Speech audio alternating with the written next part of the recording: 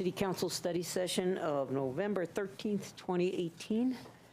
We have 2 items tonight, and I guess we're starting off with the Alpine Balsam Project. Did you want to say anything, Jane? I'm eating an Almond Joy, which is a huge mistake before saying, yes, we're ready. However, we are ready. And tonight we're going to have Alpine Balsam. Based on comments at CAC, we're going to talk first about the deconstruction and other matters with regard to the hospital building. And then we'll be talking about the various scenarios that we've talked about with the boards and commissions and with the community. And then finally, Jim Robertson, our comprehensive planning manager, will be talking about the timeline that we're thinking about, as well as the economics about this project. So let me turn it over first to Michelle Crane, who is our, I'm turning it over to you, Jim, and you're turning it over to Michelle. Yes. Okie dokie, that works fine. Jim. Thank you. Jim Robertson, comprehensive planning manager for the planning department. Thank you, Jane. What we thought we would do briefly before we go into the 2 major topics of the evening, that being the hospital building deconstruction and the update and feedback on the area plan, I thought we could give you a basic sort of schematic view of how the pieces fit together. Because I know sometimes when we talk about this, it can seem like disparate elements of the project. Sometimes we talk about the planning, sometimes we talk about the redevelopment of the site, including the deconstruction of the hospital. Sometimes we talk about funding issues. I thought I would try to give you a brief overview of how those fit together with some level of sequencing or phasing in mind so that you could think about that. As you look at these individual components of the presentation tonight.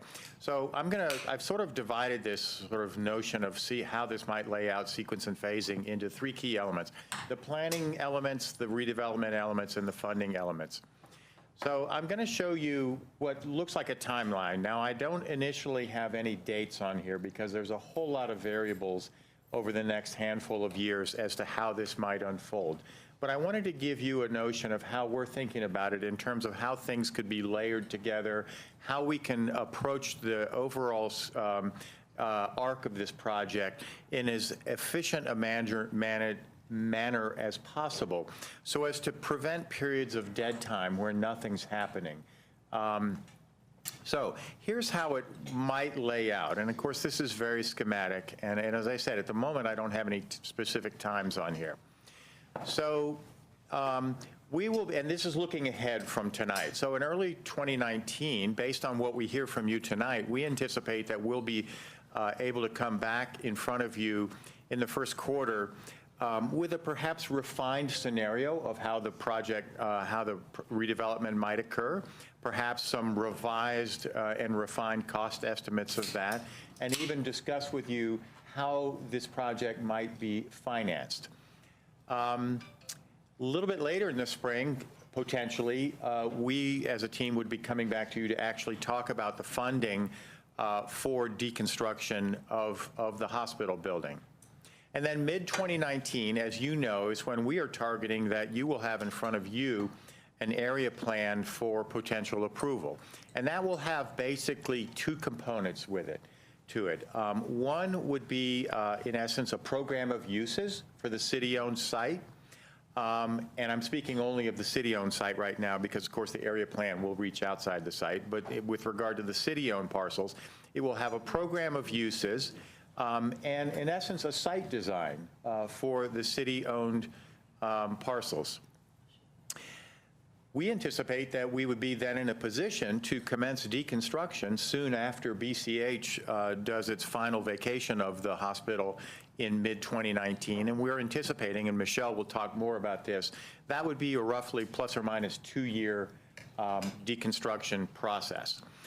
Now, the good news is we don't have to just put everything else on hold while that's going on, because we anticipate during that same roughly 2-year period, we could be tackling, as a community, the issues of entitlements on the city-owned parcel. How do we handle the BVCP land use designation? And what should the appropriate zoning be to move forward with the redevelopment of the land? We also anticipate that during this deconstruction period, we could commence what you might call 30% engineering, preliminary engineering of some of the public infrastructure, looking at the systems that will support redevelopment, the roadway system, the utility systems, the flood mitigation systems, and so forth, so that we're making good use of this time during deconstruction to set ourselves up for moving apace into the following events. As we do that, we will be prepared to come to you in the community with some preliminary designs for the public infrastructure, including cost estimates for what that would be, and ultimately go through the budgeting process to allocate the money for infrastructure construction. We would also try to overlap that and this is beginning at least during that deconstruction 2-year period, perhaps even the permitting of that public infrastructure, and then ultimately leading to, assuming all the funding plays out, the initiation of construction for that public infrastructure, so that there wouldn't be a dead period once the deconstruction is completed, that we could move at that point smoothly into having gone through the precursors of constructing the public infrastructure. And then while that's going on, we also anticipate that if there is an RFP process to solicit the involvement of a private partner to perhaps to redevelop a portion of the site, we could be working on that during that same time period. While there are things happening at the site, there would be other things happening behind the scenes to set ourselves up for the later stages of the project. And also, during this time period when perhaps the public infrastructure would be under construction, we could begin the process of design, cost estimating, and perhaps even bringing to you proposals for funding the construction of any civic buildings that go on at the site. Ultimately, then, that would all lead to the ability to permit both the public and the private components of the site, assuming there are both public and private components, and ultimately starting construction. Now, this is really schematic, and there's a whole lot of assumptions built into this, but it shows you, hopefully in one big picture, how these various threads might come together in the coming years. Now, as I mentioned, we didn't put a time on that. Now, I'm going to come back to the time in a minute, but one of the things I do want to point out is that the ability of the council and the community to weigh in on the funding of this effort would not probably be a one-time effort, but we would, the first major ask, or if you will, the first major request for funding would be with regard to deconstruction. The next one would be with regard to the funding for the public infrastructure, and then a final request for funding and allocation of funding would be for any portion of the above-ground construction that is to be undertaken by the city. We estimate that from roughly mid-2019, with the adoption of the area plan and the commencement of hospital deconstruction, this might all unfold, leading to the start of construction in a roughly 3 to 5 year period. That is a really broad range, I understand. One's almost twice as long as the other. But there's a whole lot of, as I think you have a sense, there are a whole lot of assumptions and if this, then that type elements in this. But we wanted to give you a brief picture of how they fit together and roughly what time period would occur. With that, I think I would maybe prefer that if you have questions about scheduling and phasing, I would say now, I just wanted to give you this as a precursor. We can revisit those. I want to now turn it over to Michelle to talk specifically about the hospital deconstruction issue. So, Jim, I'm not going to ask questions, and we'll talk about schedule later, but let me just say that was extremely helpful as a framework to go through the rest of the night tonight. So thank you very much for doing that. Thank you. Great. Thank you. Okay. Hi, I'm Michelle Crane. I'm our City Facilities Design and Construction Manager. And so I'm here tonight to provide you with an update on the analysis we're doing just to deconstruct the hospital itself. And this was based on council's direction we got last January to pursue that more sustainable approach to deconstruction. So there's two segments really to what I'm presenting tonight. The first thing I want to do is bring you through a brief history of the hospital's growth and then talk a little bit about the current conditions in the hospital, really to help provide an understanding of the complexity and the scale of this project. And it also probably will help give some basis for the costs around what we're talking about with deconstruction. And then the other part is I'd like to go into the sustainable deconstruction itself, what we're talking about here, what are the principles and goals around that, and then how we're proposing to phase that out, that construction. So we're currently in the middle of this analysis, and our plan is to come back to you in the springtime with more of the conclusions of that analysis. And at that time, we'll have more refined cost estimates around exactly what we anticipate this project will cost. So the question we have for you tonight is, does council have any questions on staff's approach and timing to begin with deconstruction of the hospital starting in 2019? So first I want to bring you on a really brief history tour of the hospital. The building, or the hospital, BCH, was first established in 1920 in this original house here. That little yellow block that you see in the corner of the slide is the footprint of that house, and we'll watch it expand as we go through the slides. So the first expansion was in 1926 when they built on a new 45-bed wing, and that little black wing is that first expansion. Then in 1953, we had another single story added to the hospital. 1957, there was another major addition added to the hospital. 65, there was the patient towers that we know now to the north that were added. 1972, there was another major addition.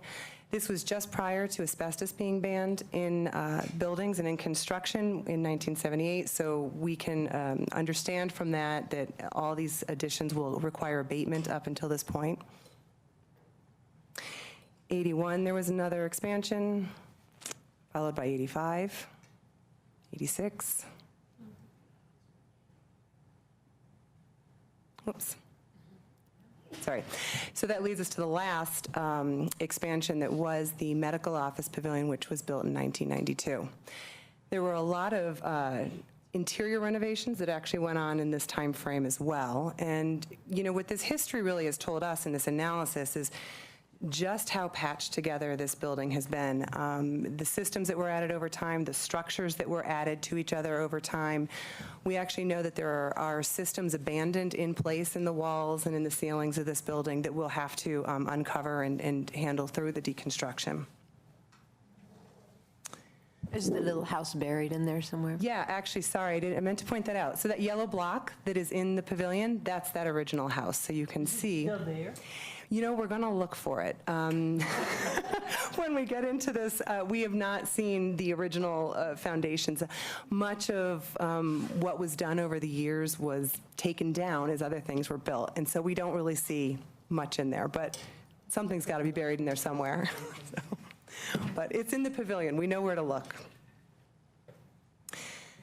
So the hospital today, around 330,000 square feet, including the pavilion, it really sprawls the site. 2/3 of the building are actually just in the basement and on the ground floor. And we understand, you know, how this hospital evolved. Its form, its character really was in response to the growing needs of a hospital, as opposed to attempting to be a really architecturally distinctive piece of architecture. Nor was it developed to really address the surrounding community. It was to serve as a hospital.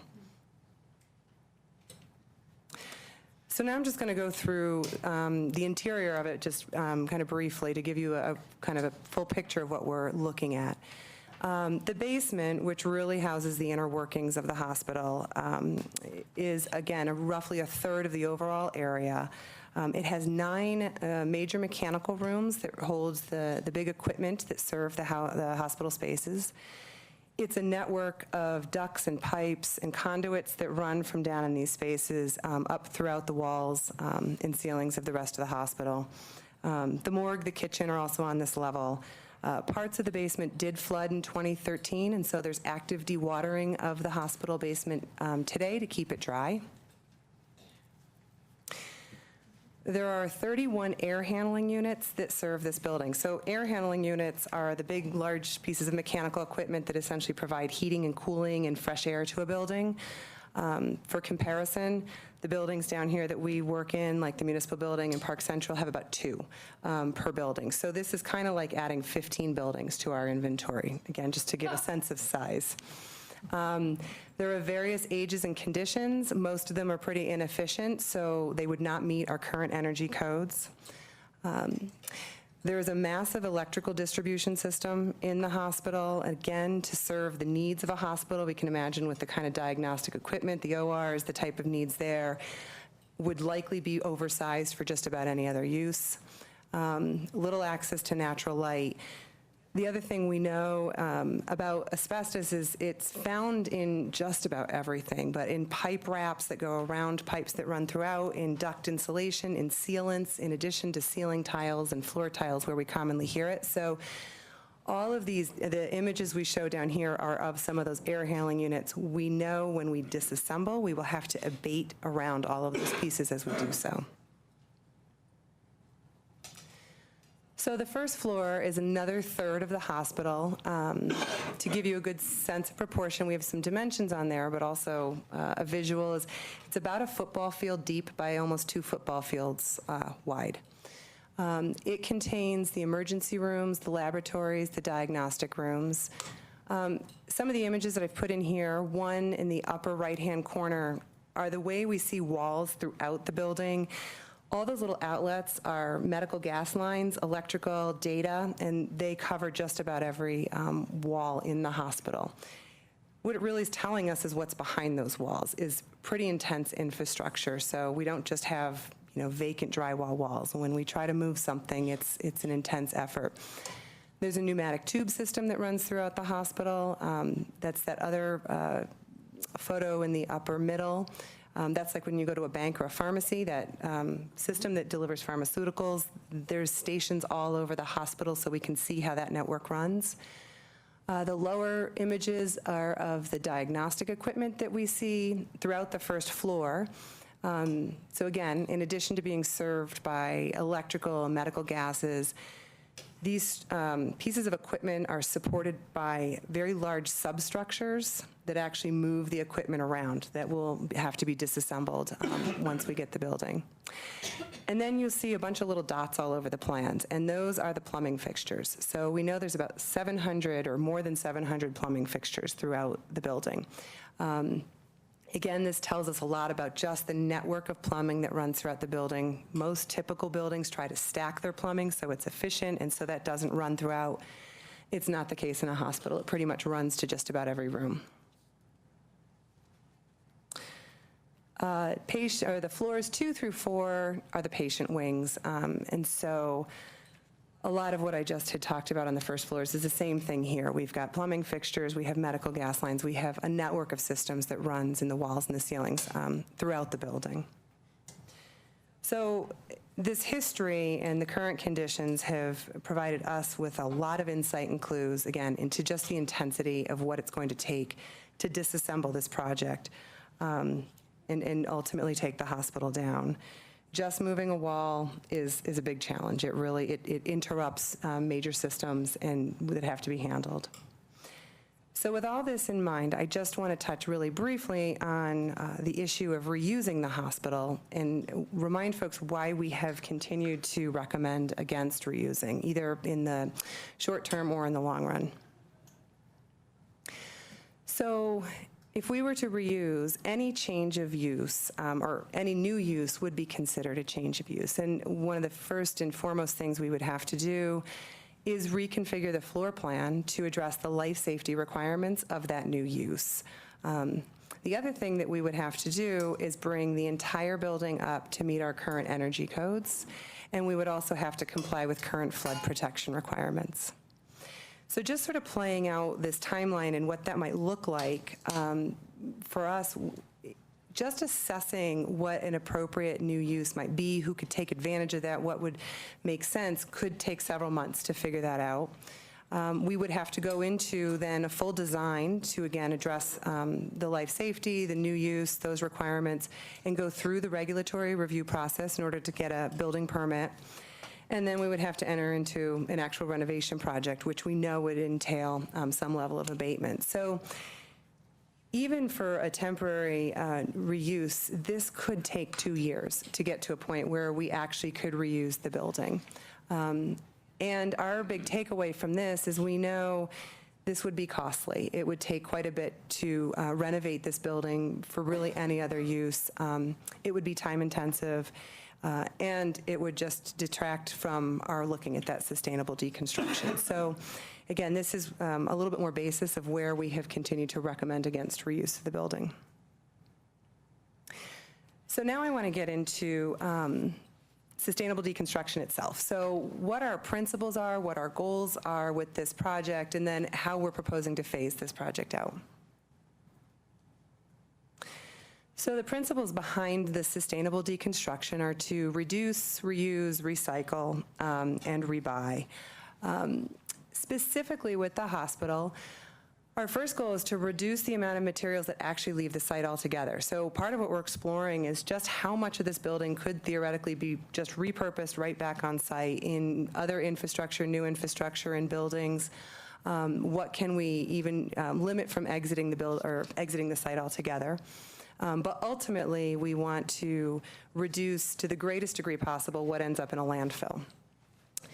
As far as reuse, and it kind of couples with rebuy, we know that all those sinks and toilets, and there's just a whole bunch of cabinetry in there that's in really good condition, and our hope is that we can work with our local nonprofit partners and resellers to just reuse directly those fixtures. And so essentially we're coining this our garage sale phase of the project, but hoping to directly reuse all those fixtures and cabinets.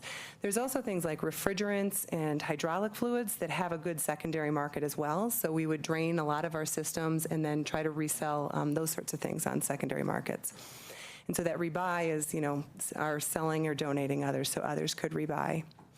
And then we'd look to recycle as much as possible. And with all that infrastructure, it's actually a lot of really good recyclable material. So I think that our ability to achieve kind of a high percentage of recycled content is pretty high. All that sheet metal and ducts and the pipes, we know there's a lot of copper and lead shielding, and all of that we'd look to recycle. It's a very conscientious sorting of materials that would go on to do that and to get it into the right waste streams. But this project really creates quite an opportunity to look at that. Can I just ask a quick question? On the toilets and stuff, how do you get them so that they are low water toilets? I don't know exactly how you might retrofit them to be low water toilets. Milk carton. Well, yeah, but I mean, sometimes there's we would want to retrofit. do something that would be more to our goals today. Yeah, it's going to be, I think, a balance between landfilling them and reusing or reselling them. But that's something we can certainly look into. And some of them may be lower flow, depending on when they were installed. For you, if you want it, which is simply the ones that aren't efficient are recycled at the city's charm yard into asphalt base, road base, and the ones that are sold at Resource. Great. Great. Yeah. And then one last question on this part. You went through a really good presentation of the development of this hospital, and back in those days, they used lead paint. So what are you going to do? What's the city's plans to abate for lead paint and make sure that that doesn't get into the soils and things like that? Yeah, we'll get into that. There's a big abatement phase. And so abatement is really not just of asbestos. It's going to be there's lead lining in a lot of those walls. So all those x-ray rooms, they're lead lined or they have copper lining. So our abatement takes into consideration lead paint, the copper shielding, the lead shielding, asbestos, all those hazardous materials. We're going to be looking at fume hoods, what kind of things went up in a hospital through fume hoods. So that's part of the whole process, is to go through a large survey, which is what we're conducting right now, to test every material, and then have an abatement plan around that. Great. So just finishing on this slide, this has really been coined as construction in reverse. And so you get a sense of where the time it takes to take this building down. It will take some time to disassemble these parts, but it is an effective waste mitigation process. Does it take different types of professionals to deal with each of these processes? There can be we could get one abatement contractor who is qualified to take care of all these different types of materials, but the process which you have to actually take out and then what you do with them can be different. What you also have on site is an independent hygienist. So as we take things out, people are testing so they understand exactly what is coming out and that it's being properly handled. But one contractor typically is qualified, and we would qualify a contractor who can take care of all the materials we're going to encounter in the hospital.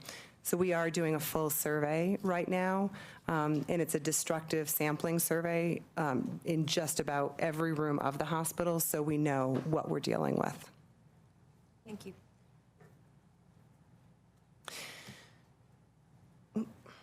So we've broken down the phases of deconstruction into 4 kind of distinct pieces. The first phase is decommissioning and ongoing operations and maintenance. And we plan to start this in early 2019, even before BCH vacates. And some aspect of this will continue to go on for the duration of the project. The second phase is the interior deconstruction, where we're taking out all those components. A lot of abatement will happen, and we would like to start this in June of 2019, right after the hospital vacates. We anticipate this will take roughly 12 to 18 months to complete this phase. Phase 3 would be the exterior deconstruction, follow on the heels of interior deconstruction. We're expecting that this might take about 6 months. And then phase 4 is really site preparation. So once we take that exterior down to the foundation walls, we would look at how we prepare the site. And the time frame of that is going to be dependent on the soils investigation. And I'll get into all of these phases in a little bit more detail in just a second. But at the end of these 4 phases, we would have a site that's ready for redevelopment. And so that would be the goal. And again, we anticipate this would take, roughly 2 years for this process to complete. On your soils, the investigation, are you looking for swelling soils, or are you looking for contaminants in the soils, or are you looking for types of soils on the site?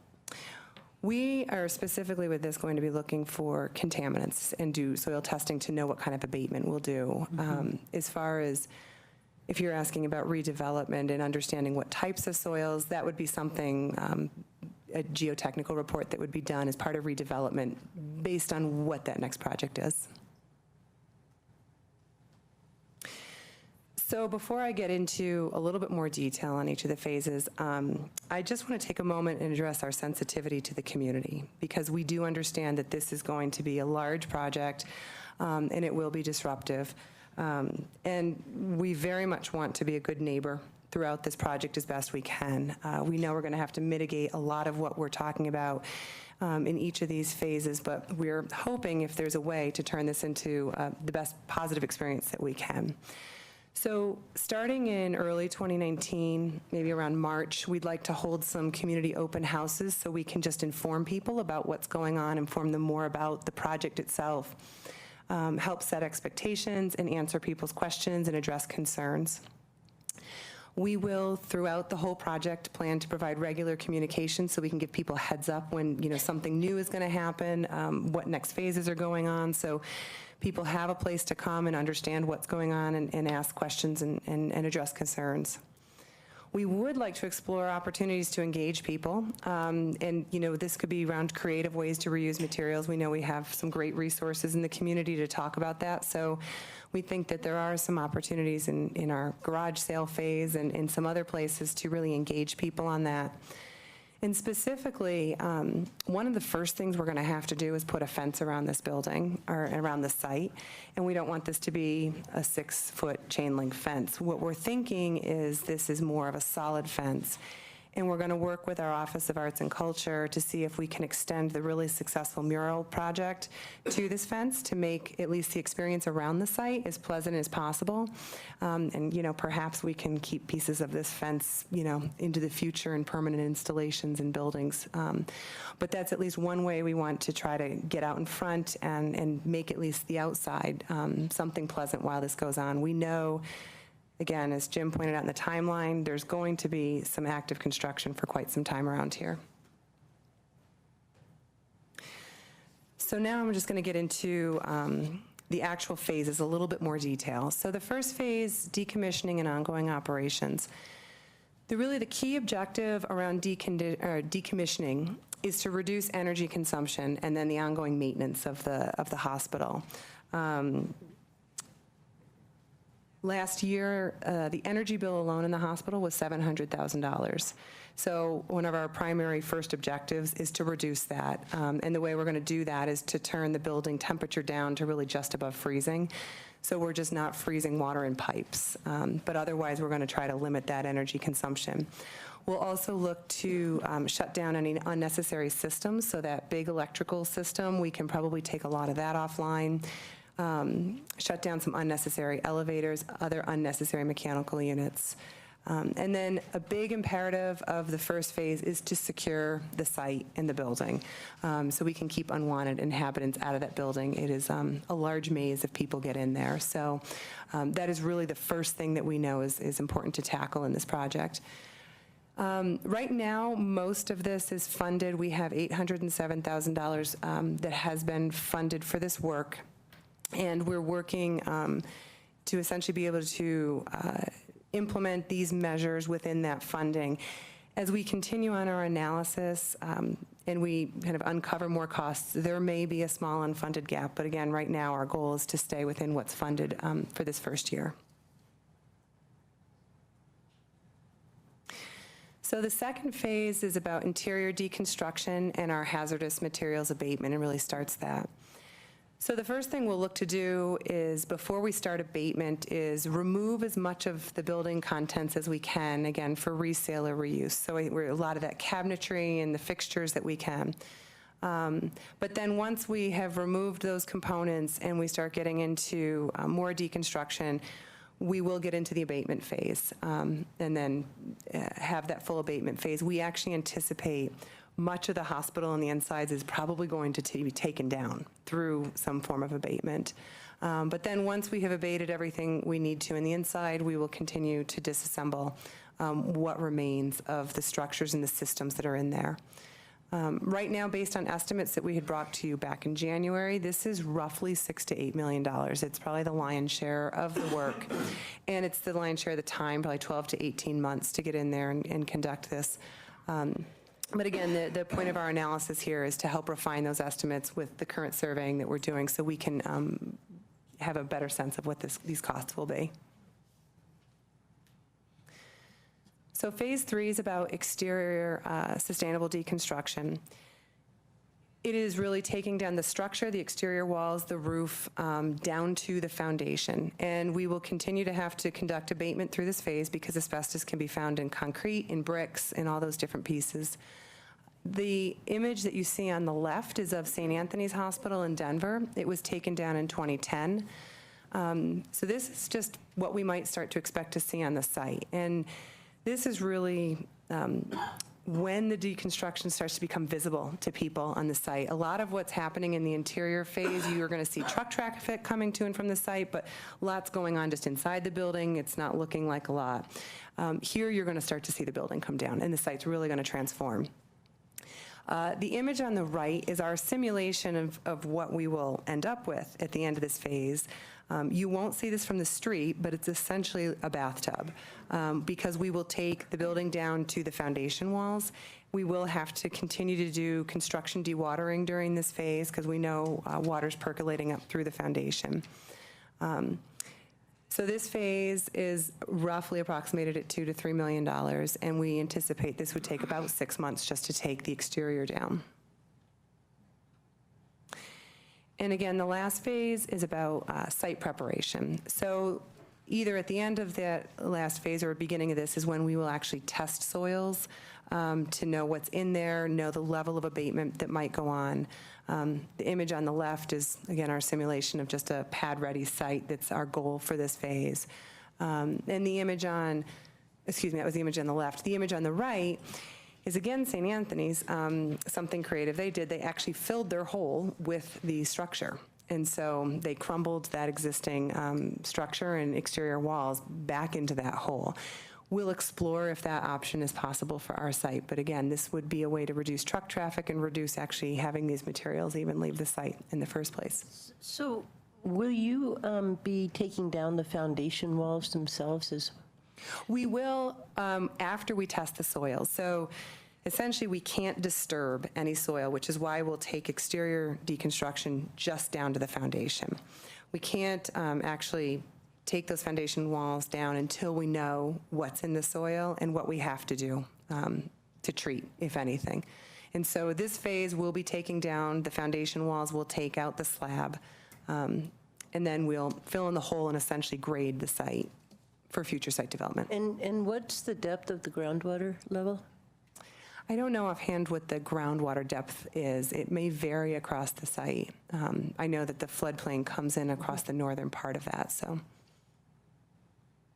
So would you implode the building or the foundation? No, we won't implode the building, and specifically because we know, well, we don't know. We're testing right now, but we anticipate that we'll have to do some abatement of those exterior walls. So that's where it takes time. It's not, a day and it's done. We really have to disassemble because we will abate as we're disassembling the exterior. So the costs and the time really for this phase are unknown until we can test those soils and know what we're dealing with.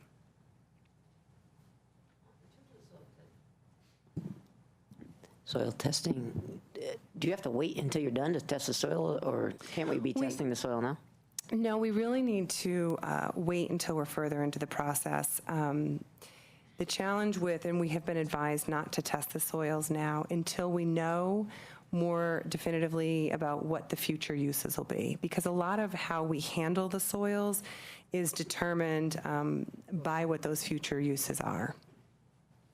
Okay, that doesn't work for me, so. Okay. I mean, we know we're going to build a building, Yep. or many buildings, and we'll have some open space between the buildings. I mean, So depending on if we build housing or we build sort of subgrade parking, there's differences in that, and there's also how they're financed. So a lot of times, the level or what you do with abatement, depending on what you encounter, can be determined through or defined through the financing that goes in, the lenders who actually are giving the money out to develop those projects.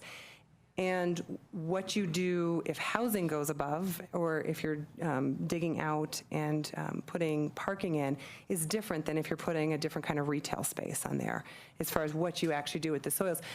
Depending on how far you go into the soils also determines how deep you need to go in treating the soils. We just don't know what we're going to encounter. And as soon as we test those soils, we're on the clock to do something with them, but we don't know what we need to do with them yet. okay, that's the missing piece. Sorry, yeah. Okay, so.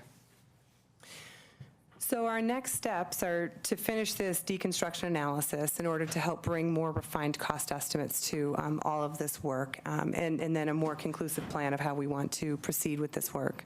We want to come back to you in April to provide you with those results and those refined cost estimates.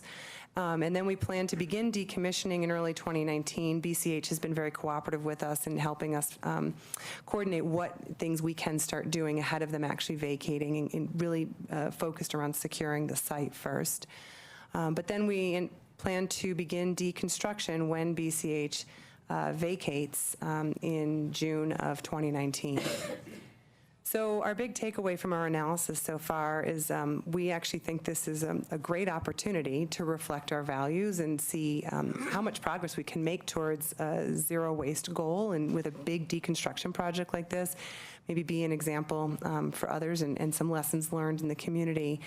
But it is also a very complex undertaking, and it will take time and it will take money and some focus to accomplish this work. So again, our question for you tonight is if you have any questions on staff's approach and our timing to proceed with this deconstruction in 2019. Cindy? I just wondered if you'd speak briefly about what's going to be happening with the pavilion during this time. So all of our deconstruction plans include trying to preserve the pavilion. Again, for the same reasons that we went through, it's quite complicated to try to reuse in any interim use, but we are, based on our discussion earlier this year about reuse of the pavilion, we're preserving the pavilion for reuse, but we will do abatement and do interior deconstruction that just takes advantage of, our contractors being there and the economy of scale of being able to do that at this time. But you'll leave the exterior. We will leave the exterior, and as we get further down, we will have to address, and this will get into some of the timing of other developments, those big holes that are left behind when the hospital's gone. So we do know that that's coming, but I think there'll be progress on other work we're doing that will help inform just what we're doing there.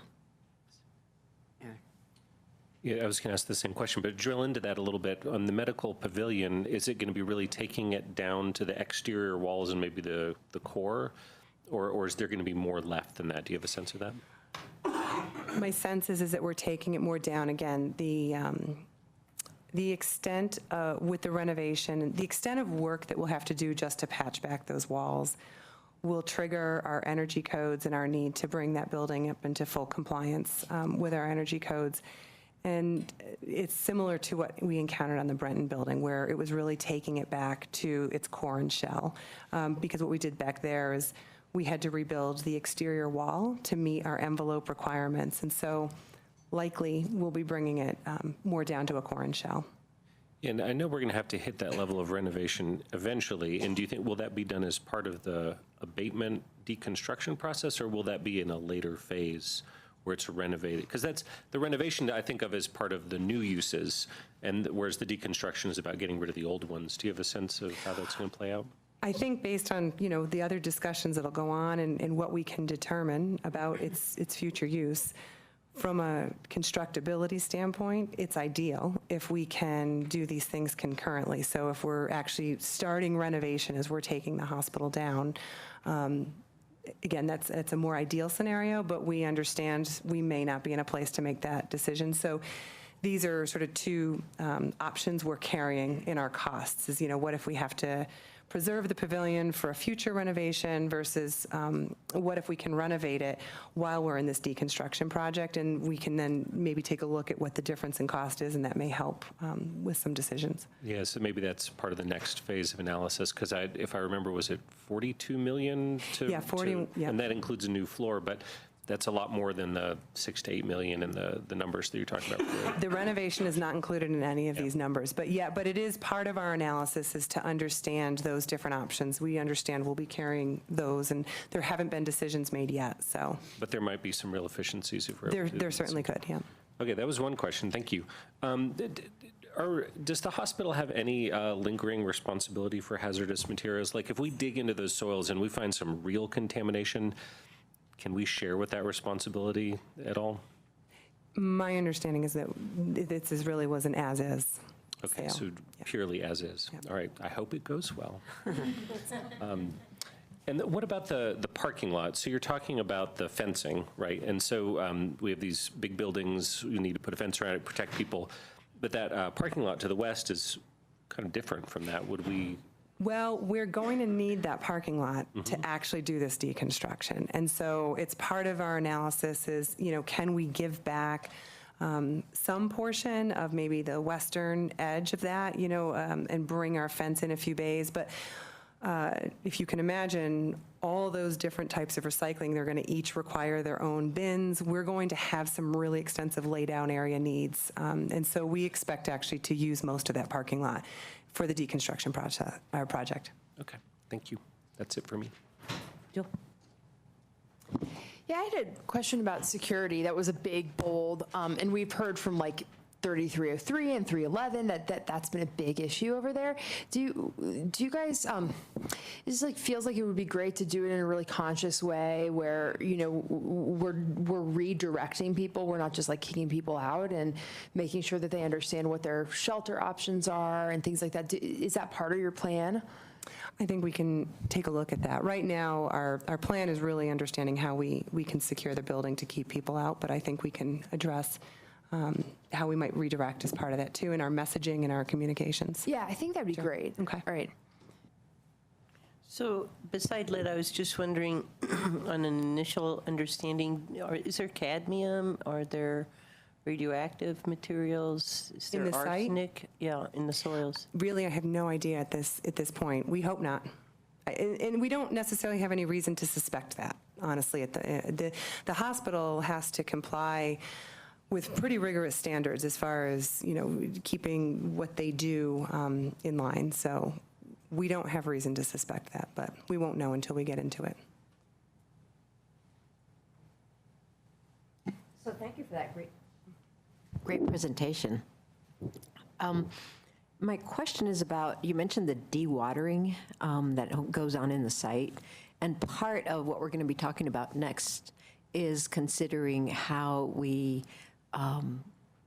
deal with the flood mitigation and Goose Creek and the drainage and all that. And to what extent does this process and what you find out in terms of the groundwater inform that next piece of it?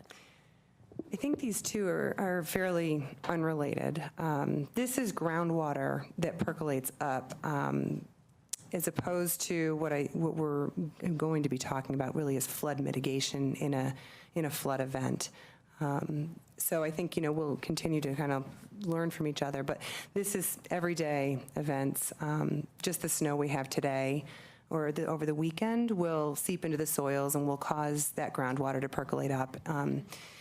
All those expansions that we saw, every time we expanded, we have places where water just wants to come up. We don't have a really nice, clean bathtub, if you will. So that's just daily groundwater that's seeping up that we're handling right now to keep the basement dry. I just forgot to, you didn't mention one possible interim use, which is as a haunted house. The place would be terrifying. So in our analysis, there's a lot of hospitals used as haunted houses, yeah. So it's a great reuse. Secondary industry. Yeah. Down in the morgue, maybe. That's right. So I have a couple questions. One is, and I know just enough to be dangerous on this, but in terms of labor law, but this is going to be a huge multi-year project. Is there any way to make sure we're hiring locals, that we're employing our own community members in this effort? Have we thought about that? Typically, our procurement process does spell out a bit about trying to use local resources, but we can certainly look into that as we bid the project. There's going to be multiple subcontractors on this, and we can look at how we can. I just throw that out there. I don't know what it's not that we do that much construction ourselves, but here we are. So I guess I would just throw that out. Something, you're frowning, Mr. Attorney. That's why I precursored that with, I don't know what our labor laws are, but I just thought it would be of value. We'd have to look at it. I think there are, usually you can do some sort of local preference, but remember, there's lots of things you do in contracting, like you want to encourage women to minority-owned businesses as well, and some of those might not be local. So I think there's a balance of things that you want to look at. We'd certainly put that as one of the priorities, but I think it has to be part of the total mix. Well, I'll just throw that out there as a value, perhaps among others, that it might be, I think, would help endear the public to what is going to be a long process if it's hiring people in the community. Okay. And then the other one, I want to ask this carefully, but just in terms of, you mentioned engaging in the whole deconstruction process, all the folks that are involved, nonprofits and whatnot. And I guess I'm curious about the process for that, especially if we're going to hope to make a model out of it. Several of us sit on the Resource Conservation Advisory Board, which engages a lot of folks who think about these issues. And I'm just wondering, just the process around setting up the best systems for that and engaging the community, because there's a lot of folks obviously already talking about this. So, So it's part of our analysis right now that we're talking about, and we have our purchasing department looking at that as well, so we make sure that we're complying with everything we need to do from a regulatory standpoint. But we are going to be engaging Resource and others to kind of understand who can we engage or who can we reach out to, who takes this sort of stuff, really. And so that is really part of what our analysis is right now. So we should have more information on that when we come back. Yeah, I guess I just want to say is that there's a very, how to deal with hard-to-recycle stuff is a very active conversation in the larger Front Range. Recycle Colorado is the big statewide group that tries to convene conversations, and there's talk about, have a website where this person's waste is that person's remanufacturing feedstock. And anyhow, I'll just encourage us to take advantage of that larger conversation about, because we're going to end up with some weird stuff that, Yes. anyhow, employing those creative mechanisms to make sure it's used. Anyhow, I think we could take advantage of some of that. Absolutely. We'd love to. Yep. Anything else on this phase of it? Great. That was really helpful to understand the complexity and why it can't. Obviously, I think there's a lot of desire to move fast, and but now we understand there's more than one value at stake here in terms of trying to do it right and also abatement. Good Lord. There's a lot there. Great. Thank you.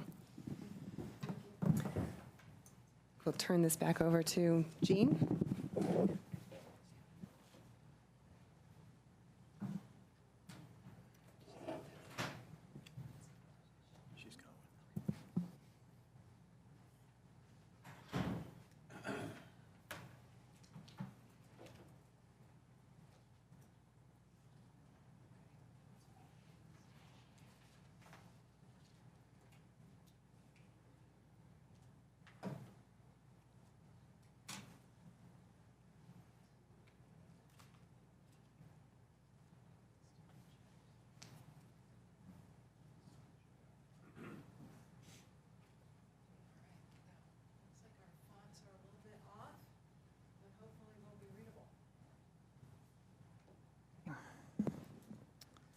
All right, thank you. I'm Jean Gatza, planner with the Comprehensive Planning Division.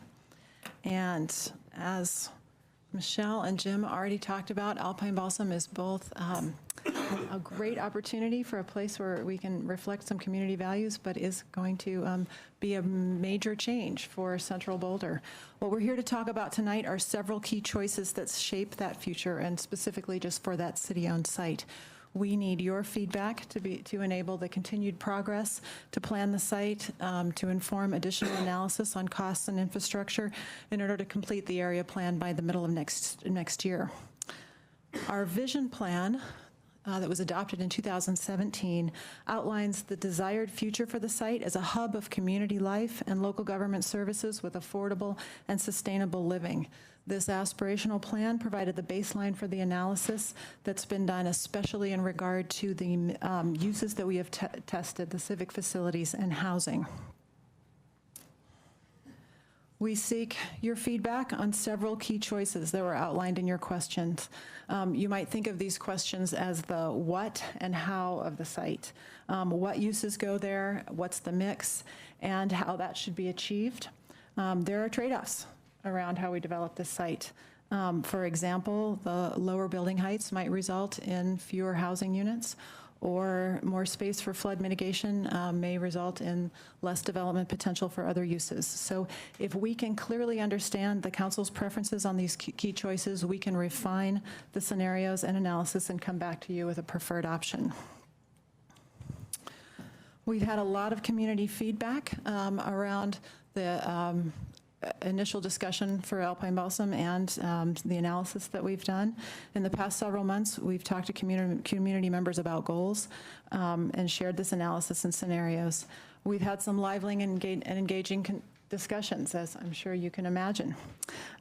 Events included the project kickoff in May, pop-up events through the summer, a workshop with representatives of several advisory boards, a community workshop, online feedback from Be Heard Boulder, and a discussion with the planning board.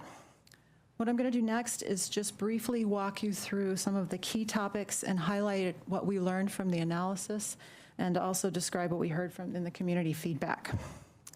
First off, is around housing, and I don't need to remind you that affordable housing is a key goal in the community and a high priority for this location. The mix of housing types and the level of affordability are the key issues related to housing. We know from recent projects that a higher percentage of affordable housing on the site will likely require the city to subsidize or discount the value of the land. We are not yet at the point of being able to identify who the housing would serve, whether that would be workforce housing or seniors or low income. That will depend on the types and numbers of units that can be achieved. And we'll provide more information on the potential population served when we come back with a refined option. Tonight, it will be useful to hear your preferences about the amount and the mix of housing. The other priority for the site is for civic facilities and services. Replacement and consolidation of city facilities are needed for several reasons: to create better spaces to serve the community, achieve efficiencies for customers as well as staff, locate buildings out of the high-hazard floodplain, reduce costs for maintenance, operations, and leasing, and to achieve our climate goals. When we're talking about civic facilities, we aren't just talking about replacing office buildings. It's also to engage it's also to create engaging spaces for the community that include places to gather or meet and to deliver services. And we're not just talking about buildings, we're talking about public plazas and open, vibrant street-level places that could include small-scale retail or incubator spaces. The city has a range of facility space needs. Renovation of the Brenton Building and the Medical Pavilion, as Michelle discussed, were identified by our early studies and confirmed by our consultant teams to be the most efficient way to achieve our near-term facilities needs. And when we discussed facilities priorities in August around the East Bookend, the council indicated the preference that relocated facilities don't go in the East Bookend of the civic area, but be located at Alpine Balsam. And so that direction is reflected in the potential programming that's shown in the scenarios. So regarding the potential for Boulder County to occupy some of the space at Alpine Balsam, our respective staff members have been working to further assess that possibility based on the direction that was from the council and the commissioners at the luncheon last spring to continue to evaluate and assess that possibility. The scenarios show several variations of mix of uses, including the potential of meeting some or all of the county's needs at Alpine Balsam. This could include facilitating their goal of redeveloping or relocating the health and human services functions that are currently housed at the Iris and Broadway complex into a facility similar to that at the Longmont Hub. The county is anticipating a process in 2019 to further explore the right location for that facility, whether that's at the Iris complex, another location, or could possibly be in Alpine Balsam, in order to utilize the Iris complex for affordable housing. That process is in its early stages, but could be promising for more affordable housing along the corridor. So what we heard about mix of uses. You received the results of the polling that was done both at the workshops and online. Those results are pretty specific about the questions. We also have the event summaries that include a little more nuance about people's preferences. So the graph up here shows the mix of uses from the community workshop and the Be Heard Boulder polling online. People have told us that they think affordable housing is a critical need, and there are a range of viewpoints about how much is appropriate. Excuse me, would you just reiterate how many persons were involved in that? Mm-hmm. We had about between 60 and 70 attend the workshop. Those that stayed for the polling, I think we had about 30 some or 40 responses in the polling. And then the Be Heard Boulder feedback, we had over 100. I think it was about 110. The numbers represent, Percentages. oh, those are percentages. Those are percentages. Jean, I had a quick question about this. So we have this survey. Was that voluntary or was it statistically It was- accurate? It was completely voluntary. Okay, That was, thank you. we communicated that out through Nextdoor and the planning email and various other methods. Okay, thanks. Okay.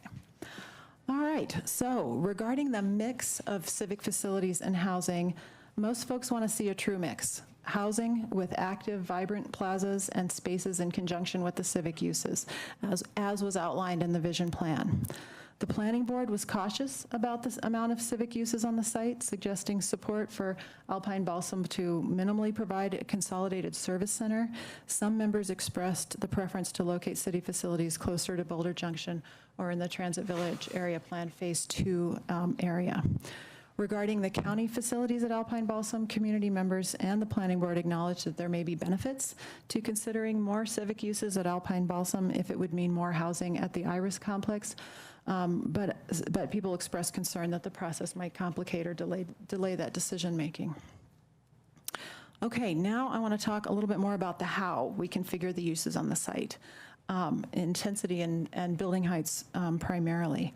The vision plan outlined a wide range of possible building heights and intensities, and now it's time to really narrow that range to get more specific. The intensity of development and the height of buildings, as you know, is one of the topics of greatest concern in the community and about which we have a range of viewpoints. We heard from people who live throughout Boulder, but I would say a majority of the feedback came from those who live in Central and North Boulder. So as you can see from the survey results and others, we did ask folks where they live, and a good number of them were really in that Central Boulder and North Boulder areas. And as you can see on the feedback is mixed here. On this one, we were able to roll in the feedback from the advisory board workshop. The questions that we asked between that one and the other ones were a little bit different, so it wasn't included in the previous slide. Generally, there's support for taller buildings up to 55 feet along Broadway, with most favoring a mixed intensity across the site. Many would prefer to see buildings at the three stories on the western part of the site, expressing concern that higher intensity development might negatively impact the character of the area.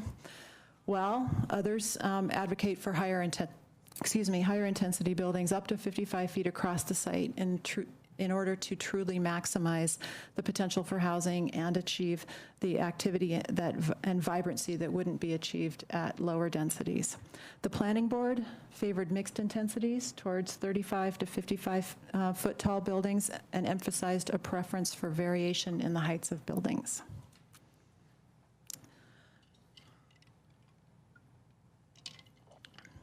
Flood mitigation is a big component of this site. About a third of the site is currently in the 100-year floodplain, and how mitigation is handled affects the development capacity on the site.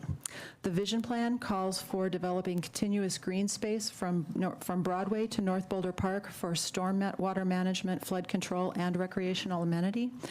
When we talk about a greenway, in the scenarios, we mean space for water to flow from the storm, but would be dry most of the time. Our consultants and staff completed initial analysis for an approach to construct some flood mitigation in North Boulder Park in order to detain about half of the flow in the park and then accommodate the rest on the site in the greenway. This approach had strong support from the community and from board members. I'll just say also that our initial study indicates that mitigation in the park could be designed to preserve the aesthetics, preserve and maintain the existing uses, and maintain all of the existing trees. And if the detention of the park is selected as a preferred alternative, our staff will work closely with the community in determining that final design to retain all of those uses. Jean, can I interrupt you with a question there? In terms of the flood conveyance through the site with the greenway, when I looked through the scenarios, there was the narrower greenways, 45, 50 feet, and the wider one of 100 feet, and it seemed like the wider one could accommodate most of the flows. But when I looked at the narrower one, the way that it looked to me was that the flows were being accommodated in a pipe and not on the surface. Did I misunderstand that? Did the narrow greenway also include conveyance on the surface? Yeah, the narrow greenway, and again, these are early designs. Somewhere between that 40 to 55-foot space could accommodate on the surface conveyance. So it would have a pipe and surface conveyance? I think it could be one or the other. One or the other. Okay, all the scenarios had a diagram of the pipe, but I guess it's flexible. Okay, They showed that thanks. way, but it is possible. Okay, I'm just confused by what you just said. You're saying we could put all of this in a pipe and do no greenway? Is that what you just said? You could do either or?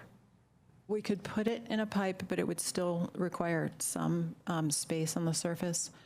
It would require a little more space with the narrow greenway to still convey that half of the flow on site. Is there a better way to? Okay, I'm not sure I'm totally, so is what being envisioned a mix of both? Or is it really either or? Because I didn't see the or part. I mean, all the versions have, I know that the recommendation is to open it up, but I'm just curious, I didn't see a version where there was just a pipe. And is that because we're not recommending it? It's not feasible? I'm just trying to understand the range of options. If I could, I'm not, oh, well, we have others here. I'll let the experts Okay. answer instead of the amateurs. Okay, so as far as You got to introduce yourself. so I'm Katie Knapp. I'm a Flood and Greenways project manager. And so as far as the different mitigation options that they're looking at, with the narrower greenway, that is in conjunction with detention at North Boulder Park. So what that does is detain waters, and so that you have smaller flows that go across the Alpine Balsam site. If we don't do the detention in the park, then you need a wider channel because you have more flows that go across the Alpine Balsam site. But in either scenario, we don't have the capacity downstream to continue the channel. So even if you put it, another option is to put it in a pipe. It's not, there are trade-offs when you put flows into a pipe and bury it.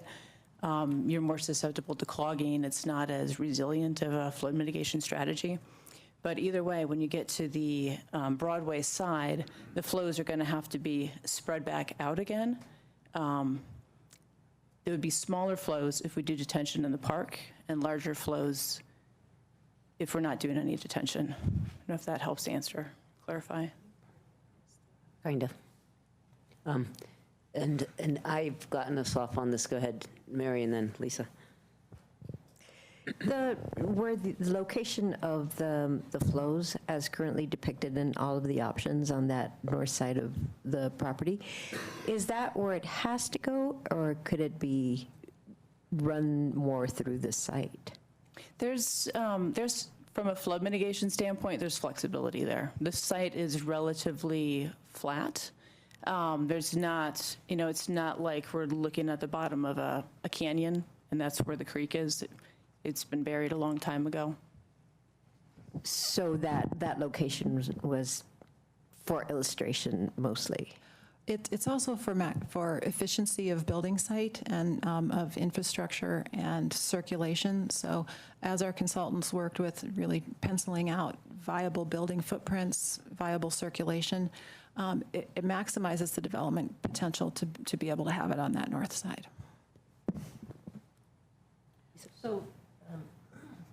So you approached it, but didn't really speak to it, that Goose Creek has downstream component to it that's on the east side of Broadway. So what kind of work has been done to work with the people who own land on the east side of Broadway? So we have the Ideal Shopping Center, or whatever they call it. And if I looked at the floodplain map, some of that drainage could also go across the street on Alpine to the south. So the Goose Creek floodplain is kind of a sinuous kind of flow. So what work has been done to address the downstream flow? So right now we have we're working on a flood mitigation study. And so we've looked at several, Goose Creek and Two Mile Canyon Creek, they're both part of the same flood mitigation study. And right now, we have several different alternatives. We've been getting feedback from the community on that. We've had several different public meetings. We had an online questionnaire. Part of that study, you might recall one of the options we were getting feedback on was also the Long's Garden site for detention. That's all part of that whole study. And so we have been reaching out to the community, getting feedback. We are now taking that feedback and we're looking at assessing the different alternatives to come up with an overall recommended plan. We have somewhat put that process on hold because this is a great opportunity with Alpine Balsam to get the input on detention at the park and to get your feedback on that. And so we're going to be folding that back into our analysis as we are developing our recommendations. So our next step is to come up with recommendations, weighing those different trade-offs. Right, and but I coming up guess with a my plan. question is, has the city directly contacted the people who own the shopping centers to the east? Because I met with one of them, and one of them was very surprised to see the creek on his property. Right, so we have sent out notifications to all of the property owners and all of the people that live in the areas too, both the occupants and owners. As we get closer with our forming recommendations, one thing that we'll be doing is having, those one-on-one sit-down meetings with property owners and neighborhood groups to help refine those alternatives. But we have not, at this point, we have not had the opportunity to sit down with every property owner. So there may be some scales or economies of scale where, maybe the property owners are interested in doing something across the street, but that there might be an opportunity to collaborate. And I would think something like drainage, floodplain drainage might be a great opportunity to engage people who would be impacted. Lisa, I think you're exactly right. And as we move into the next couple of months of talking to the community members about the area planning parts of this, we're going to be working closely to consider flood mitigation with that as well. Okay. In the interest of flow, let's get back to that. I have a couple more questions about this, but I'll wait about the flood piece. So you can keep. All right, I'm going to keep going. Let's talk about access and mobility. So staff worked with consultants to study the trip generation and develop an approach for access and parking for the uses that we're considering. We learned that the number of vehicle trips estimated to be generated by the new mix of uses in any of the 5 scenarios would be lower than the number of vehicle trips generated when the hospital was fully operational. We considered a range of ways to address access and parking since this impacts development space and costs. And a lot of this was outlined in your material about various levels of parking ratios and how to address that. There is strong community support for what we described as the district approach, so similar to what we do in the downtown and Boulder Junction, with shared parking, a commitment to transportation demand management, transit, and proactive ways to address overflow parking in the neighborhood. People generally support not devoting more space and resources to building more parking, and advisory board members and the planning board strongly supported modeling the TMP goals here. Okay, I want to talk just briefly about each of the scenarios and what they illustrate. The scenarios were informed by a number of technical studies for economics, flood, and transportation, among others. These all assume the renovation of the medical pavilion, as Michelle had described, and with an additional floor as the most efficient way to meet that minimum civic facility need. We think of the scenarios as tools that illustrate the range of possibilities. These are by no means final designs, and we're not going to be asking you to choose any one of them. We are not necessarily recommending any one of them. What you see on them is the conceptual configuration of buildings, parking, flood mitigation, and the sketch of the building massing. So of the 5 scenarios, there are 2 bookends that are high intensity and really test the ranges of mix of uses. 3 in the middle are at the medium or mixed intensity, and they show different configurations of housing types, uses, and circulation. Okay, scenario 1 illustrates that one bookend, the full civic facility uses. And this was really both the city and the county's full consolidation needs. We recognize that this doesn't achieve housing goals and it doesn't achieve that vibrant mix of uses that was described in the vision plan, but it illustrates this choice. Scenario 2 illustrates the mix of uses with housing and civic facilities with multifamily flats and civic facilities on about half of the site.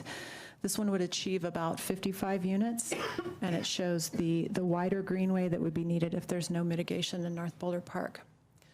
Scenario 3 illustrates a mix of housing types. There are about 140 units with majority of them as townhomes, and then, some of them as townhomes and some as multifamily flats. This one shows a moderate amount of civic facilities and with the plaza closer to Broadway. It also illustrates that narrower greenway. Scenario 4 illustrates most of the housing as townhomes with just some of the flats along Broadway, and it shows only having the civic facilities in the renovated medical pavilion. This one's with the wide greenway. And then lastly, scenario 5 was developed seeking to understand what the way that we could accommodate the most housing that can be built on the site, including still that moderate level of civic facilities needed. And this one is if the entire site is developed up to 55 feet, we might be able to achieve about 320 units. So with... Can I ask a question? On the type of units between 4 and 5, you're talking about 90 units in one and 330 in the other. Is it, I know it's not for sure anything, but is it intended for a broader mix of people? Can you just explain very briefly why such a large range? Number 4, it really shows, you can see that it's quite a few townhomes. And so that's part of that. The townhome use, while that would meet some type of housing need, you will have a lower yield of number of units for the space. They're bigger unit? Yeah, Okay. yeah. And so on 5, we're really looking at all of them being at that stacked flats. And so that's where you get a higher number of units, but it may not serve the different They're range. also shorter buildings, right, in scenario 4? Right. Scenario 4 is So you have a lot less floor area total as well. correct. So we're going to have some questions about this. I see that the next slide is financing. Can we pause here and ask you questions then? Yes. Okay. Sam and then Jill. I had a question on scenario 3. Do we have any idea about the mix of townhomes and multifamily? Because that's got 140 units, so more than scenario number 4.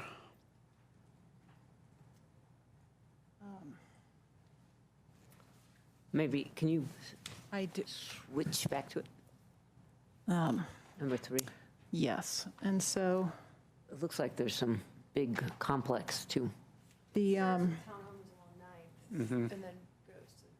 right, I don't have those numbers right in front of me, but you can actually kind of count. Yeah, I can count, so it's like 24 townhomes or something along that line, okay. Yeah. Jill. Will you remind me what percentage you're thinking in each scenario could be affordable versus market rate? I don't think we yet know. It would depend on the RFPs. It will depend But we're on- finding like at the most aggressive 30% right now. I mean, what do you think? It was 40. I don't think, 40, but 40, is that feasible really? Like, is that actually doable? it would depend on what the financial objectives of the city for the project were. Obviously, the higher the percentage of the units that are affordable versus market rate, then that diminishes the value of the land if you want to convey it on to a private developer. And if there's a point you come to, and of course, we don't know exactly where that is, where if the community expectation is that a quite significant portion of the units are going to be affordable, then at that point, the only way that a private partner could make that pencil would be to have essentially a zero basis in the land. Which, Yeah. that's kind of 30th and Pearl. That's kind of the model there. We're achieving. I don't remember the exact number where we are. We're somewhere between 40 and 50% of the units, I think, being affordable. But the city's contribution to that, of course, is the conveying the land at a zero basis. Right. Because I do just sort of want to remind council as we consider these options that the townhomes, which are pretty modest over at Spark, the market rate ones sell for about $1 million, and the townhomes that are fairly modest in size along East Pearl sell for about 1.5 to 1.8. So, townhomes can look like cute and attractive, but in that location, they're about 1.5. Okay, we're going to, thank you for that. We're going to keep on questions. I have a question. Yep. So this is a question from our packet, and it's on packet page 74, but it's 22, so it might be a appendix. But it starts out by saying, according to the Newmark Knight Frank third quarter 2017 market trends, Boulder's office market has experienced negative absorption, increased vacancy, and flat lease rates. And then it goes on to say, as of that third quarter, there were almost 7 million square feet of office space, and 802 of that is vacant. And so that's about 11.56%. So I'm curious, is there a healthy vacancy rate? I'm not in real estate. Do you know on commercial? Is there a healthy vacancy rate in the city, or, Lisa, I'm sorry, we would probably have to get back with you on that one. Okay, I'm just curious because I think in the various scenarios, we could be talking anywhere from 110,000 square feet of office space up to, 400 if we included, I don't remember all the numbers, if we included the county. So I'd like an answer to that, because if we have all this excess office space, then maybe we shouldn't be creating additional office space. It's just a point. And I guess I can't make a comment. But you can. I won't. Right, so just hold on to this, because we're going to finish questions, get to this last section, and then we're going to discuss. I have 2 questions on the flood piece, and one is, just I'm unclear, so we daylight it, we have the Greenway, and then it hits Broadway, and where does it go? Because I don't quite get how we need to devote so much conveyance to this water if then it has to go down the sewer. Again, I'll let Katie Although I know. do love my Greenway, so. Describe. So some of that is going to depend on whether or not there's detention or not, if we're reducing those flows. So if we're able to do detention in the park and reduce those flows, then we can direct the stormwater into the existing stormwater system.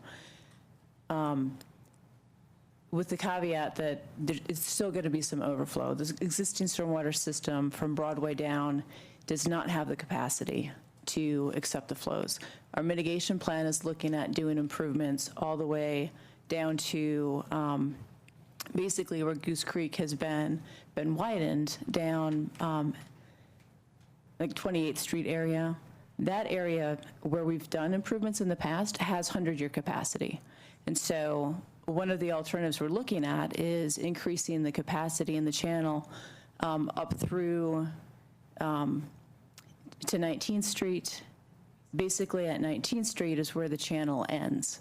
And so between 19th Street and the park, we're looking at either doing some sort of channel system, some sort of pipe system. We're going through the analysis to look at those different alternatives to figure out what we would do with the water. Okay, I think you said that you've held off on that larger study to figure this out, but it does seem that one influences the other, they both influence each They other, right? influence each other. So, Most okay. definitely. And you could still do the redevelopment at the Alpine Balsam site. What we'd need to do is once the floodwaters, even if you don't detain them, once they pass through the site at the downstream end of the site at Broadway, you'd have to figure out a way to basically spread them back out again to mimic the current floodplain conditions. And so you could still do, normally when we do flood mitigation, when we're doing channel work, you're working from the downstream side up. When you do detention, you can actually reduce those flows, which gives you some benefit through the whole system. In this particular situation, we have spills that come down from 2 Mile. We have different, as you go down the system, you get diminishing returns from the detention at the park, but it does have a good benefit when you're looking at the Alpine Balsam site and Broadway in that immediate area. Follow-up? Okay, but the initial question stands in terms of, okay, you've got this greenway now, the water comes to the end, you say it has to spread out. So just like some of it go into a big grate and some of it gets spread out all along? Just flood Broadway? Yeah. Yeah, so right now, the floodplain floods Broadway. But right now, So- on a good rainstorm, it collects on 9th Street. So presumably, we're mitigating that, but when Broadway would flood would be during a 100-year flood, is that what? Not during your It big floods red at storm? smaller flood events as well. But basically, you can't, normally when you contain waters and for one site and you don't have the capacity downstream, you need to figure out a system to mimic the existing conditions. And so you'd be spreading them back out in a major event so that it would flood similarly to what would happen in a flood today. Which means what? You pipe it down all the way down to Alpine so that it spreads out from Alpine to Balsam? Like, what does that mean? Yeah, basically, there'd be like so your channel, there would be an inlet that would go to the existing pipe system. Whatever can't fit in there is going to overflow and go onto the street. So that's in one spot, so it's not spread out? Well, you can design it in such a way where it ends up spreading it out, so your channel can flatten and widen out once you get past the where that inlet is that connects to this pipe system.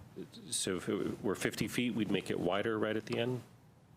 That could be one way of doing it. You could also have some inlets that bubble up where once the storm drainage system hits its capacity, you have some inlets that basically, instead of the water draining into it, they drain back out of it and it spreads out onto the street. Which was what I was sort of saying, like you pipe it all the way down to, like there are bits of it that come out all the way down towards Balsam.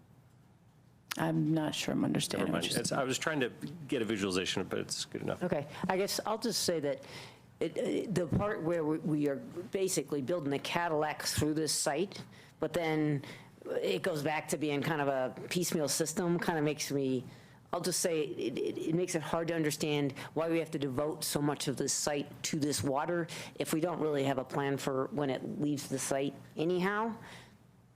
I'll just that feels like it needs more discussion. An example of where we've done some flood mitigation and then it spreads back out again is if you're familiar with the Violet Crossing site in 4 Mile Canyon Creek. So that's on Violet and Broadway. There's a residential development there. So just on the east side of Broadway, channel improvements were done in a multi-use path. So that channel improvement there was able to allow the development of that Violet Crossing site. But at the end of the site, the channel ties back into the existing channel. It was designed in such a way so that once the floodwaters get around that site, it then mimics the floodplain that was there prior to that channel improvement. Okay, so. Well, on that site, on that particular site, I mean, we are planning it's a 9-acre park to the east where 4 Mile Canyon Creek is going to come through. And I imagine, I don't know, but I imagine we would mitigate that to help contain or process those floodwaters through there. So I just see the Violet Crossing. They also added a bunch of soil there. So they took themselves out of the floodplain, and across the creek, they also took what will be the North Boulder Library site out of the floodplain even better. So I guess I'm still somewhat, at that site that you're talking about, there's already a really well-formed channel. At Alpine and Balsam, we don't have a well, and I think that's kind of the question. And so, I share some concerns. I mean, I think it would be kind of important before we go down this too far to figure out how we're going to get Goose Creek to 19th and Alpine. Right, absolutely. That's, and that's part of the bigger mitigation study, and that's the analysis we're doing right now, and we have the different alternatives that we're assessing. Okay, so... And it does make a difference if we're doing detention or not, because those flows change. Right, so I have a question about the detention. So, I can't find it, but you have like a 4-foot detention in North Boulder Park. And my question there is, again, what's the the groundwater level? So if you go down 4 feet, are you going to see water? I mean, I know at my house you would. So, where is the groundwater level? So the groundwater, we know it is high in that area. It gets soggy and stuff. As far as looking at detention in the park, as you dig down, what we would need to do is look at what sort of a dewatering sort of system we would need in the, whether it's clay tile system or whatever, that can take that groundwater and convey it down through the system so that we have that capacity during a flood event. Or look at a combination of going down or building some seat walls or so that we can, berm and contain things. There's different options for that. And how much would that cost? There wasn't any cost analysis in there. I'm just curious, because it looks like a pretty large area that you'd be digging out. Yeah, I mean, as far as that goes, moving dirt ends up being a much lower cost than building giant infrastructure. So it's I forget what the estimated cost is off the top of my head, but I think we're looking at $1 million or somewhere in that range for the Okay, so we have a couple people on flood, Mary and then Cindy, and then one more question. So Katie, again, with respect to how do you deal with the water between Broadway and 19th Street on Goose Creek?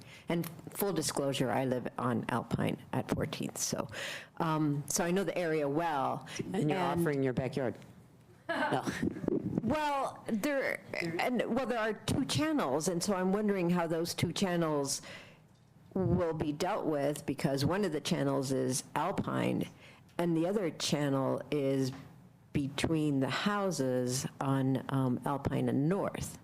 And so there's a bunch of structures along there and fences and all that. So I'm just wondering if that part of the evaluating what happens with Goose Creek is part of the area plan that comes together with what happens at Alpine Balsam, that comes together with the broader flood plan that you're developing. And I'm just trying to understand how all of that comes together. Right, so right now we have alternatives for 2 Mile and Upper Goose Creek that we've gotten feedback from, and we have a list of criteria for assessing the alternatives, and they include things like putting in large piped infrastructure or putting in channels. So we're looking at both of those different options, and right now we don't have a recommendation. That's the next phase that we're just getting into on that study. So how will the area plan inform any of that? So as far as the downstream areas that you're talking about, this area plan isn't going to have a lot of impact on that, but it will impact the recommendations that we have for this upstream area, because whether we do detention or not changes the flows. It changes the size of the infrastructure.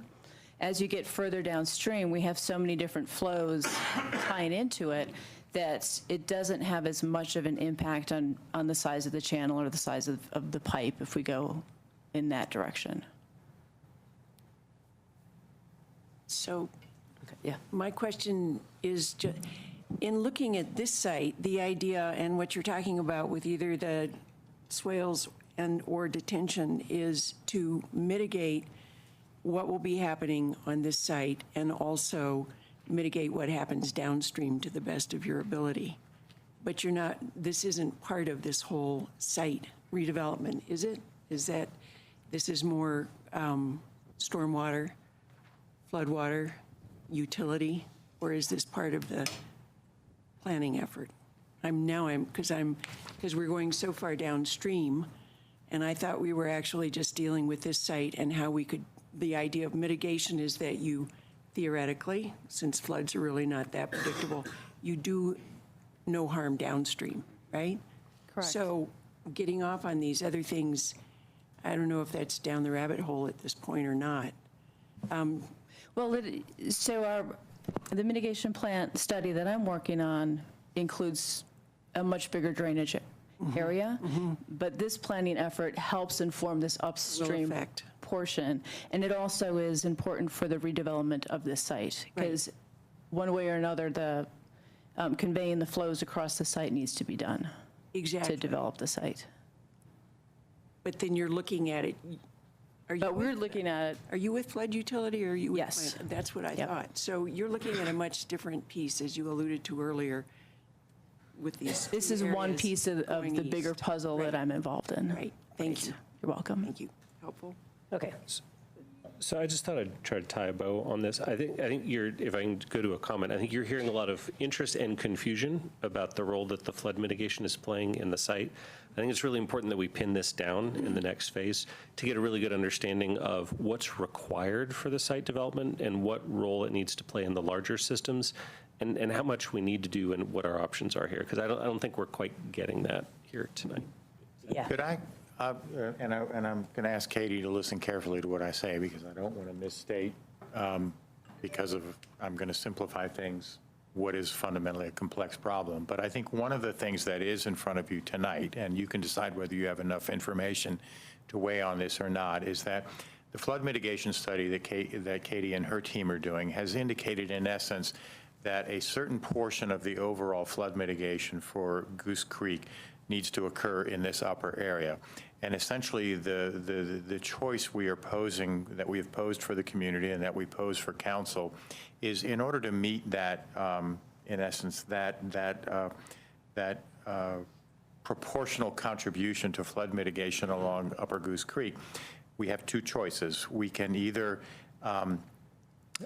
do nothing in North Boulder Park, leave it just as is, in which case we would need to devote a significant portion of the site, this is illustrated by the wide greenway, in order to accommodate the amount and rate of flow coming out across 9th Street to the site. If we were willing to split the way in which this portion of the Upper Goose Creek meets its proportional share of flood mitigation, by doing, the several feet of excavation in North Boulder Park that Katie was describing, that would allow us to devote less of this site to the conveyance. In other words, because you would be detaining a portion of the floodwaters in North Boulder Park, and therefore you would have less of a conveyance obligation, if you will, on this site. So one of the choices that's before you is simply the choice of, like, are we comfortable splitting that load between North Boulder Park and the site, or do we want to leave North Boulder Park just as it is and therefore construct a fairly large conveyance system on this site?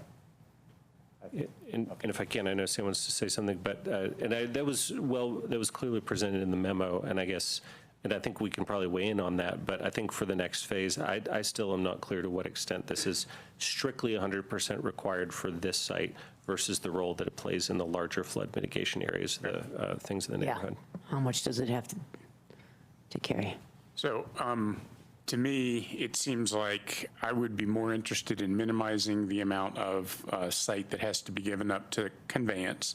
And so that indicates that whatever the answer is to the question you asked, Aaron, there will probably have to be some conveyance. And so from my standpoint, I'm interested in further exploring North Boulder Park as a detention area because that will allow us to maximize the use of this very valuable site for housing and for civic offices, perhaps. So, I mean, that's I agree we need more detail, but just as general guidance, I would prefer to minimize the conveyance here if we can increase detention in North Boulder Park and still have it be a functional park. Okay, so from a process point of view, because we're mostly asking questions. 3 more slides. Okay, and you had a question? Does it need to be answered and asked now? Could be answered anytime, but if we're going to move on to financing, it does relate to the use of the land. I mean, we talked very, very quickly about the balance between civic use and housing, and I'd like to drill into the civic use. Is this a good time, or do you want me to wait until later? Let's hurry up and get through financing, and then we're just going to go ahead and start talking, because we're running out of time. Okay. Oh, sorry. Okay.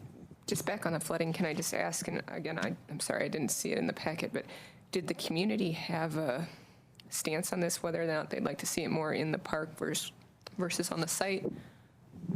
There was some split, but there was a pretty strong preference about being able to do detention in North Boulder Park.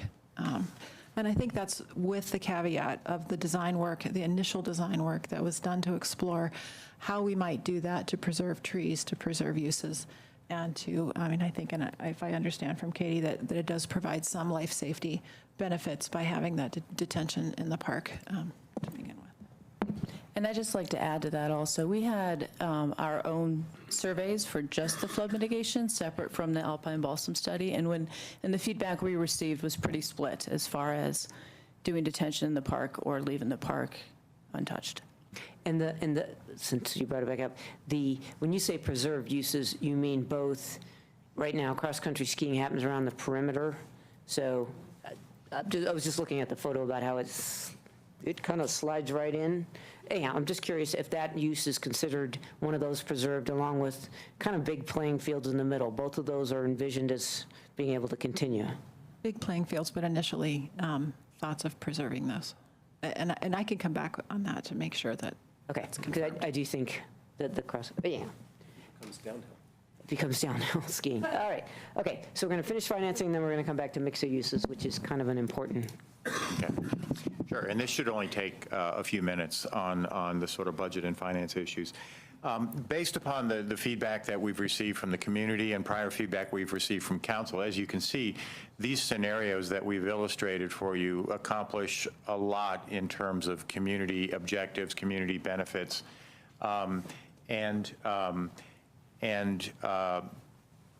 and the like in the form of high quality, diverse housing. We don't know how much, going back to the question asked earlier, we haven't done calculations as to what we think, what portion would be affordable and what not, but potentially significant amounts of housing, flood mitigation, the provision of high quality spaces and high customer service civic facilities, and high quality public areas. So in that sense, these scenarios represent a significant investment by the city in achieving council priorities, but also community benefits and community priorities. No surprise, though, that when you take that approach, that comes with a substantial cost. We have some very preliminary cost estimates, and I do want to emphasize very because we are at a very conceptual level. So this just gives you a sense of the scale of those costs in order to make this kind of investment in the community. Based on sort of taking together, I believe it's 4 elements, the original purchase of the Alpine Balsam site in 2015, the interest that would accrue over the course of the certificates of participation, the deconstruction of the hospital structure, as Michelle outlined, and the already incurred costs of renovating the Brenton building. Those 4 elements add up to about $78 million. So that's kind of, if you could almost establish that as a first benchmark of investment. Now,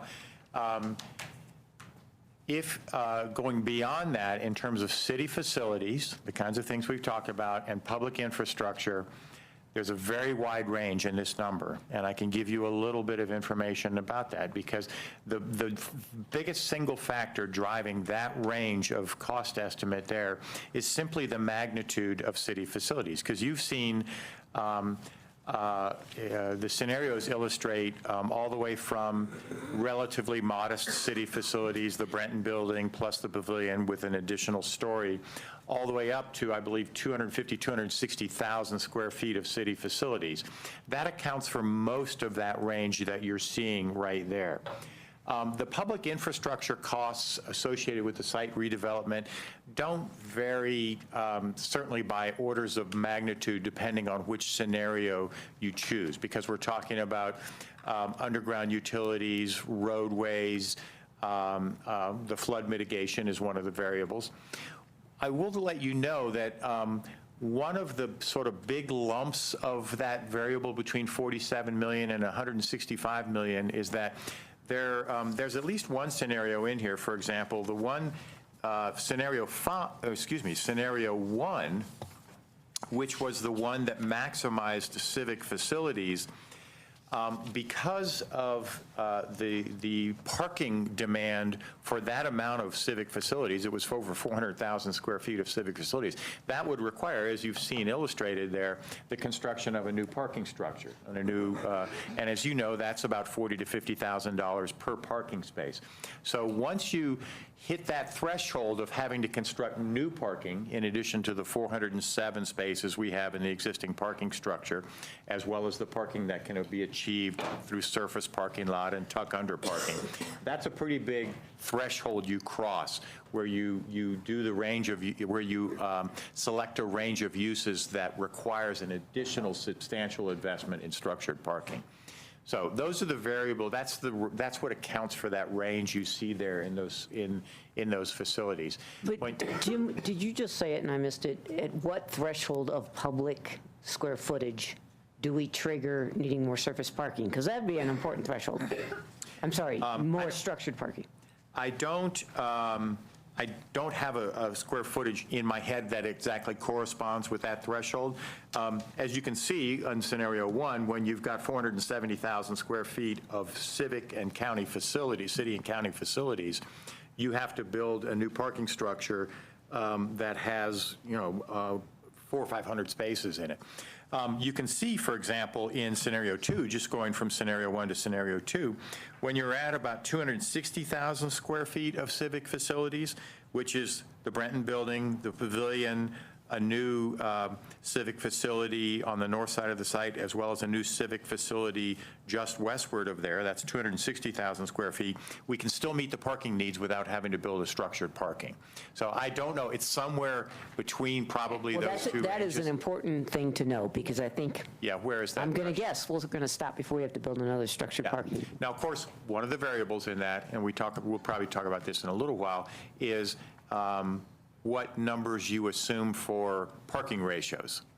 The more ambitious you get in terms of the ability to meet mobility needs through alternatives to the single family, to the single person car, then you can minimize your parking needs.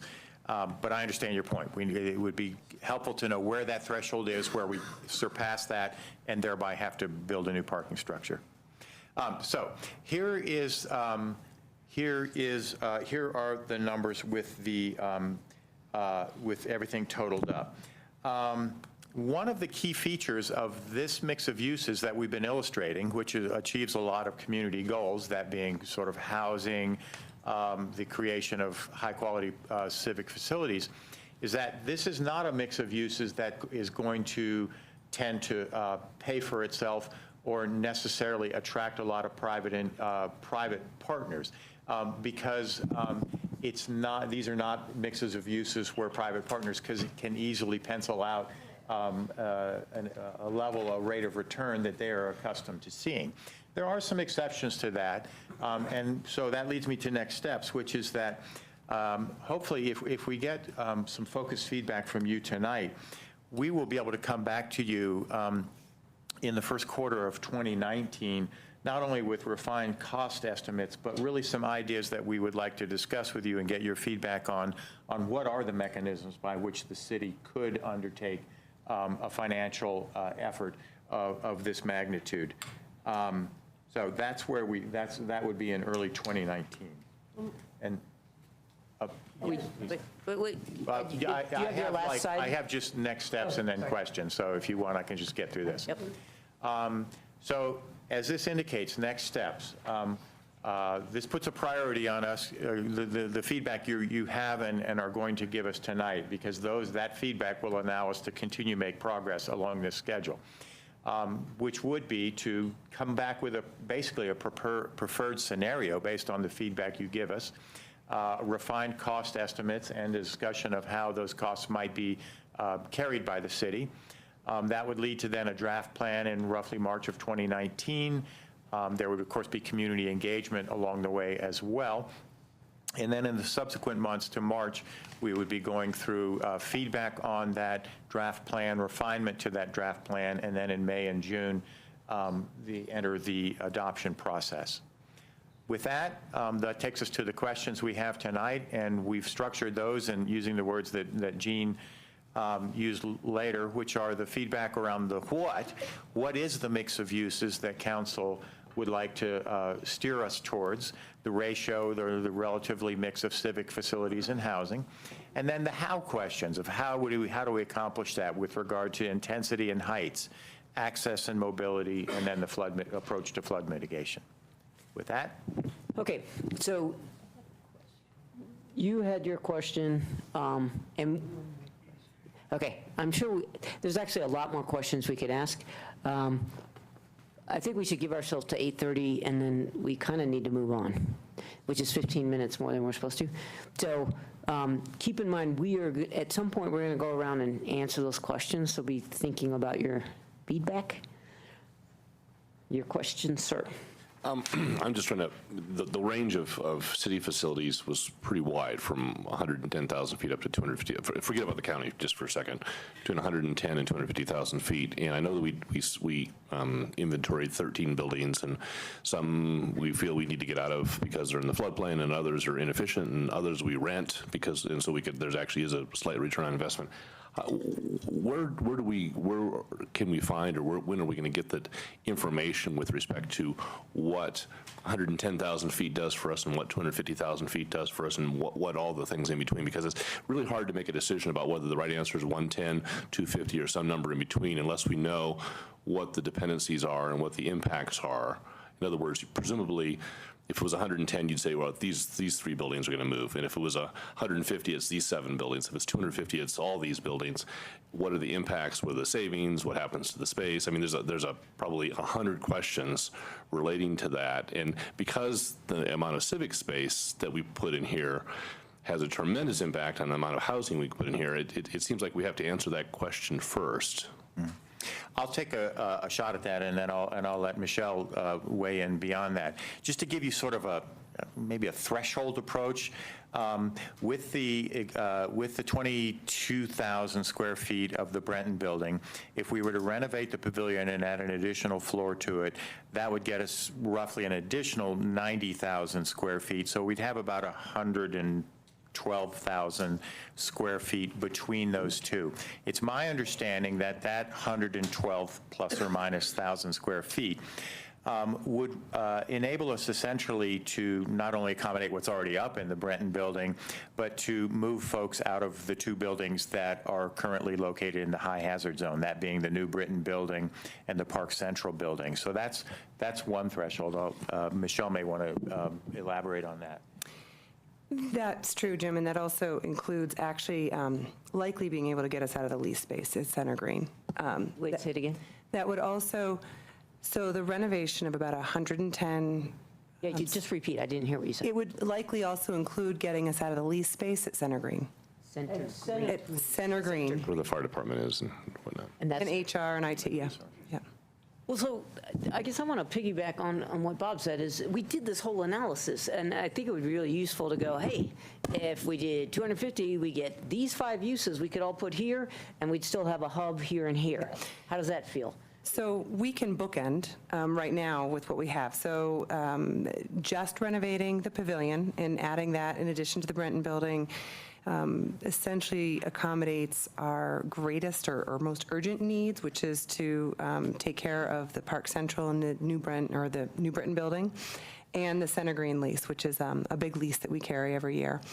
The 250 gets us everything. That's really accommodating everything that we've studied in that analysis, the 13 buildings. What does everything mean? I mean, I would like to know, like, what rent does that save us? And if there are buildings that we own, is there a value to those buildings that we can capture to offset the big numbers that we saw from Jim? I really feel like I don't have enough information to make an informed decision. So our analysis that we looked at for the city facilities, we assessed the space and the needs. So in looking at these two sites where the opportunities were, but what does need to accompany this, as well as the civic area study that we've done, is understanding what value we do get back when we build these new buildings. So the 13 buildings that we have now are inefficient. They won't meet our climate commitments. These are, they will need upgrades in infrastructure.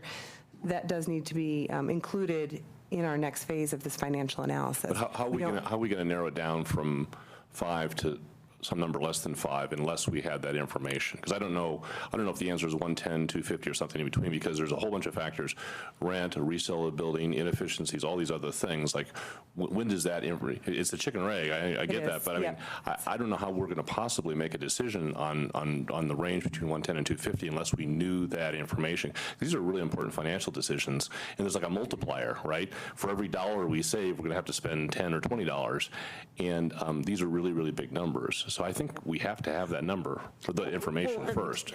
And then I guess I will just add on to that. To me, there's a gestalt, if you will, about where do we want to group these things? Like I think we made a decision long ago that grouping everything around development in one spot really makes a lot of sense. There's a cluster around human services. So when we think about, okay, we're spread around, I presume we're going to leave open space where it is, because we just renovated a building for them to be there, right? So I guess to me, that's also part of it, is kind of understanding what do we get if we lump these uses, or if we lump these uses with the county's similar uses and kind of have, a human service hub that includes, I don't know. To me, that's also part of it. In addition to the fiduciary, it's how would it feel in terms of If I what could just we're piggyback on that, providing. one option that is missing, I think, is an option that has zero civic space, right? Because there are other options for the civic space. There's the do-nothing option, right? Which I know people don't like about because we have the buildings in the floodplain, but I think we should talk about that. And then there are also spaces around town that we can, and this is really, really, really expensive land. And the question is this where we want to plop down 110 to 250,000 square feet of civic space, especially since we have a huge housing need. And, for every square foot of office space we take up here, that's a square foot, more or less, of housing that we can accommodate. And is this the highest and best use of this land on Broadway, office space, or is it housing? Or is it something else? And I don't feel like we've had that discussion yet. Well, we did. Okay, I'll let you jump in. I will say, we kind of did. When we purchased it, we said, I don't think we're saying, hey, nothing. We did say this would be important for civic uses. I think that was part of the conversation. To me, it's just how much and which ones. I guess I would go that far. That's all I was going to say. I'm totally with you, Bob.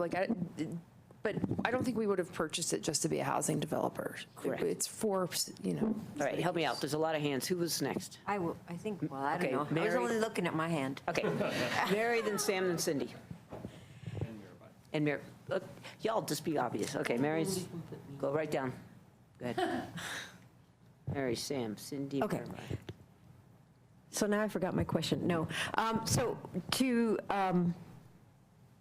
Suzanne's point, that when the discussion happened about whether or not to purchase this site, the main reason was to specifically house the New Brenton building and the other one in the hunt, the Park Central. So my question is, to what extent was that reasoning at that point in time, because of the financial commitment made by the city, does it commit us to using it for those uses. You mean legally? Yeah, legally. I'm not a lawyer, but I play one on TV. We are not committed to using it for those purposes. Yeah, and one, if Jane doesn't mind me piping in, I guess I'm not a lawyer, but I play one on TV too. I do recall looking back at the sort of the 2015 documents regarding the purchase, and one of the decisions was made. There are, as I understand it, there are two types of certificates of participation. And the city specifically chose the type of certificate of participation that would allow some yet to be defined portion of the land to be conveyed on for other development. In other words, the city did not lock itself in to utilizing the space specifically for city or civic purposes. It left that option open at the time of the purchase via the vehicle it used to make the purchase. So we have a queue. I want to float out there, though, because, Well, I had another question. well, okay, but the question we have before us, it gets at mix of uses, so people need to start weighing in. It sounds like we would we would like more information about deciding how much civic use. I guess the question is, are people still of the mind that we want some mix of housing and civic, but we need more information to figure it out there? That's what I'm hearing from some people. So as you answer, start weighing in on that. So we have Mary, Sam, Cindy, Mirabai, Lisa. So well, I still have a question. I'm not answering you. Well, no, we're moving on. Do both. Well, my other question is has there been any consideration to doing the converse of instead of having the county services be at this site, to do the other where our services would be with the county site over at Iris and Broadway, something like that. The ones that have synergies, like Housing and Human Services, for example, and as well as transportation, coincidentally, the two that are housed right now in the old Kaiser building. I often see, because I live in that area, I often see city employees walking over to meet with county employees and vice versa.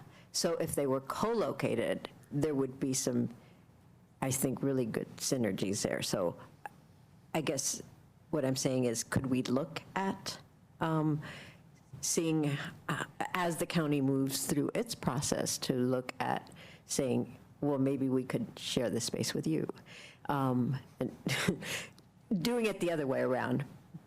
But I do think that there should be some mix of civic uses and housing at the Alpine Balsam site, and all of that market analysis that said the office isn't a good use and the retail is, there's plenty of it. And I think all of that, for me at least, and the input from the community so far points towards something like presented in 3.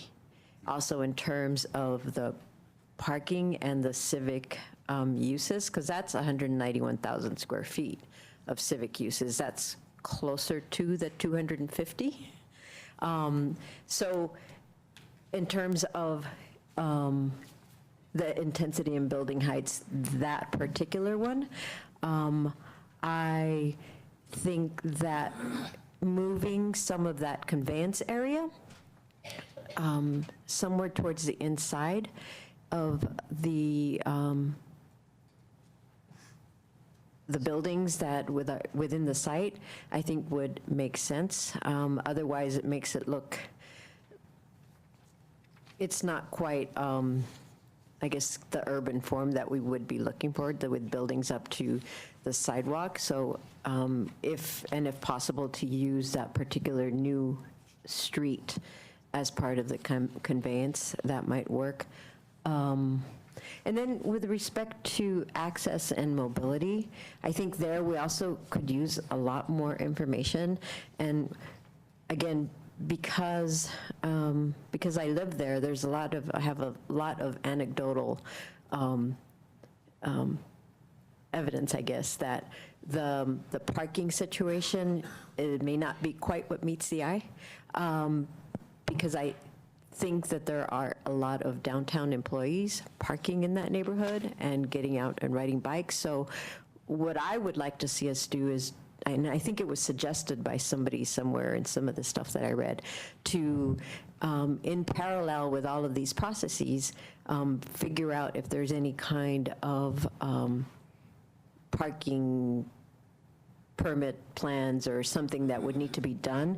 About a year ago, I met with Brian Muller from Cedar, and we talked about doing something where there's surveying of people that are parking and where they came from and where they're going, because one of the things that we see a lot there is people drive up and pull their bikes out and then ride downtown.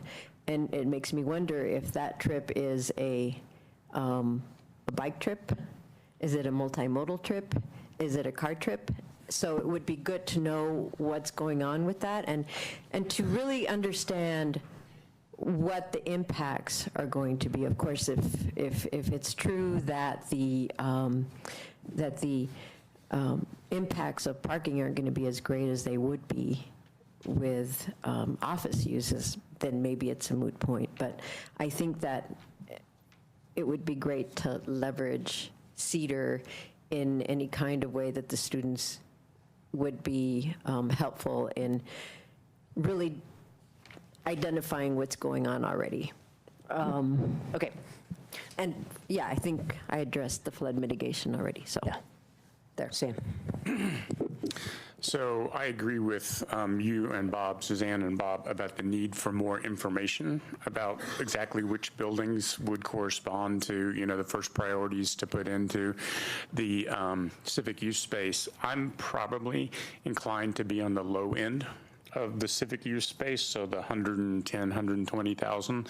But I still really do want us to be able to get those two municipal buildings out of the high hazard flood zone. It's something that we committed to a long time ago, and kind of like moving the fire station 3, it's something I think we should follow through on, because we have this opportunity, which, we created consciously to do that. Like Mary, so I would say, I want some civic facilities, but it doesn't have to be a lot, and I definitely want the housing there. I looked at scenario 3 also and liked that one as a nice balance, in that it has a lot of housing. Now, maybe the mix of townhouse uses isn't exactly where we want to go, but I also think that we've had kind of an aspirational goal for this project, that it be mixed income and that it be some ownership and some rental. And so I would not want us to see us going down a pathway that's all rental. I would like to see some ownership. Smaller is better, less expensive is better. And maybe it can be permanently affordable if we do the ownership units that way, and then part of the rentals. So I think that answers most of number 1. I think, it's pretty clear that mixed 35 to 55 foot is something that a bunch of the community supports. So you do have some 55 foot so that you can get some additional dwelling units, but I think that varying that across the site, where it steps down towards the back, so further from Broadway is where the lower buildings are, I think that makes a lot of sense. Access and mobility, I think Mary said a lot of really important things about that. I definitely don't want to add so much civic space that we would ever trigger having to build a new garage. That is absolutely, I think, would be a huge mistake and a waste of space. So whatever that number is, we definitely want to stay below it so that we're not having to build up a garage. And, with this additional population that's going to be here, it certainly is going to call out for more transit. And so I think we're going to need to take a look at, do we buy up more routes on Broadway, or how do we address it so that this becomes the transit oriented development that we've been talking about. And then flood mitigation, I have to say, I'm really just very ambivalent about this. I think you could do it in the way it's shown on 3. I guess the one thing I'm not ambivalent about is I would like to see us seriously look at flood detention in the park, because it reduces the amount, however much that is, of transport of the water that we have to set aside land for. So I think that's about it. I mean, I know that this hearing, this study session raised as many questions as it answered, but I think it's really good to be focusing down and getting real specific on kind of what we want to have answered next so that we can make progress. Thanks. Okay. Cindy? So I really agree with Bob's questioning along these lines and the value of the property and how much of it would be civic. I would like to get some answers along those lines before making any final decisions. So, as Sam just said, we're asking as many questions as, but that's, I take it, what this is about. I would have a couple of questions before getting into any of the rest of it about the spaces on North and behind the Brenton Building. Is that the new Brenton Building? The Brenton Building? There are two big spaces there that are also empty at this point. They're used for parking, but it's surface parking, which seems kind of like a waste to some extent. And then I wondered if anyone's looked into, or if it's possible to put another deck on the parking structure that's along Broadway and Alpine. I can answer the first one. On the couple of small parcels, there's the Brenton Building parking, and then there's the other little parcel. They're not of a size or configuration that we can do too much with as far as yields. So they're, per se, on hold for this round of scenario building. I'm sure that they would be in play regarding the economics. As We could move build forward. a little red house there. Yep, a red house would be perfect. And I'll let Michelle answer the parking deck question. Wait, I'm not sure I understood your question. You're saying we're not going to deal with it now? I mean, For the purposes of mix of uses, they're not big enough to develop into. But they're obviously relevant to the site. We have to figure out what happens with them. So you're saying that we would maybe sell them off? Is that what was Potentially. implied? Bring back the red house. Okay. In answer to Cindy's question about the existing parking structure, we don't have a ready answer to that, but we will look into that so that when we come back to you with more refined scenarios, we have the information as to whether we can meet our parking needs by potentially expanding that structure. Or other needs up above that as well. Right. It could be either Yeah, office there's both, or. of course, the structural issues as well as height issues. Right. Yeah, and Right. we will arm ourselves with that information as we continue to work forward and get back to you. That'd be great, because one of the things that stood out was how much it was going to cost to do to deck the pavilion building, to put on that extra floor up there. And again, going back to what Bob said about the value of these, the area itself, I'm wondering if, I mentioned it the last time we went through this, that might be a nice way to recoup some of the value that's going into this, to put some kind of housing up there that would be market rate.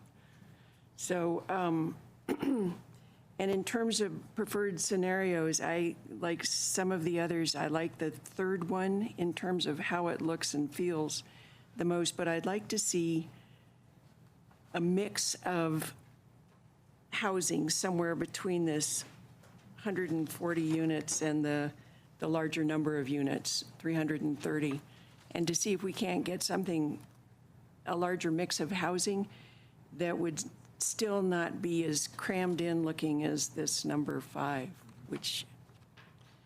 and I'd like to see a variety of heights, and I think that the height can be mitigated when it goes up if it's set back, or even as the hospital is closer to the street on Broadway. It's just, everyone just seems to be used to it. I'd like to see more workforce housing, because it seems to me that this is one, and senior housing, the workforce housing is what's really being forced out of the city and causing the in-transportation that we see. I'd like to see some senior housing, and I'd also really like to see some housing first there. Some what? Housing first, just because it's so close to all of the necessary things. And if not there, then up at the Iris site, but that we really start addressing those kinds of needs as well. if we're going to be looking at parking like something like a neighborhood parking plan east of Broadway, I think we also need to be looking west, because those people are really going to be impacted as well, if there aren't enough other ways of dealing with the parking. With the flood detention, pretty much, I agree with putting the North Boulder Park, using it as a detention space. It seems like one of the cleanest ways of dealing with the flooding that may be happening. And with putting as much, given all of the things I've just said, keeping as much green space on the property as possible. Yeah, okay. Hence why we're calling this trade-offs. Yeah, right. Okay, here I have Miramai, Lisa, Aaron, Bill, Jill, Bob. And we're still shooting for 8:30. Okay, so with regards to civic use, I guess I agree with Bob, and I'd just like to see the trade-offs in terms of on the monetary amount more clearly, because if this is going to, in the long run, save the city a lot of money, as well as be safer for the employees and more efficient, again, that for me weighs a little more heavily, and I almost actually would be curious just in terms of your guys' thoughts, if you could have anything you wanted, what would you guys choose? Would it be closer to the 100, or would it be around the 250? Just, again, out of curiosity, because you guys are, I think that we had all agreed that this was a site that we wanted to use for civic use. Parking, for me, is a concern, just having heard from some of the neighbors, again, getting the area parked up more, and the infrastructure, and I guess caring for the needs that we have already, instead of just cramming in more things. Again, I think this is an excellent site for workforce housing and for senior housing and mixed-use housing. I just need to, I guess, remind everyone that there are set neighborhoods here already that there's risk to impact, and I'd like to just make sure that we are aware that they have a quality of life already. And so to continue pushing more people in and making it denser, they will have some impact. So I'd just like to take into account the fact that they do live there. And again, I think there's going to be a really nice way that we can add that in and hopefully do it seamlessly, but just an awareness. In terms of the detention, I mean, I love the idea of North Boulder Park, but when I look at I found it in the packet, when I look at the split in terms of people saying, yes, use it, or don't use North Boulder Park, I guess my question becomes, the people saying don't use it, are those neighbors, or are they people living in other portions of the city? Because the way I would think about it is, if I was a neighbor and I use that and I'm closer to it and have a lot more use for it, I would say no. But if I lived in other portions of the city and it had no effect on me, I'd be like, oh yeah, of course use it. So I kind of would wonder how, if we have data on where those people lived when they put those numbers in. I think the housing, again, it needs to somewhat match the neighborhood. So I know that there is high density and there's more medium density in the area. And I think, this is a great area with the transit to really put some wonderful workforce and hopefully senior and mixed housing in there. So I do support that. I like the idea that Sam brought up in terms of it would be nice to have some units available for purchase, just because I think there's, and again, if we can try and figure it out with your plan, your and Bob's plan with the down payment assistant would be marvelous.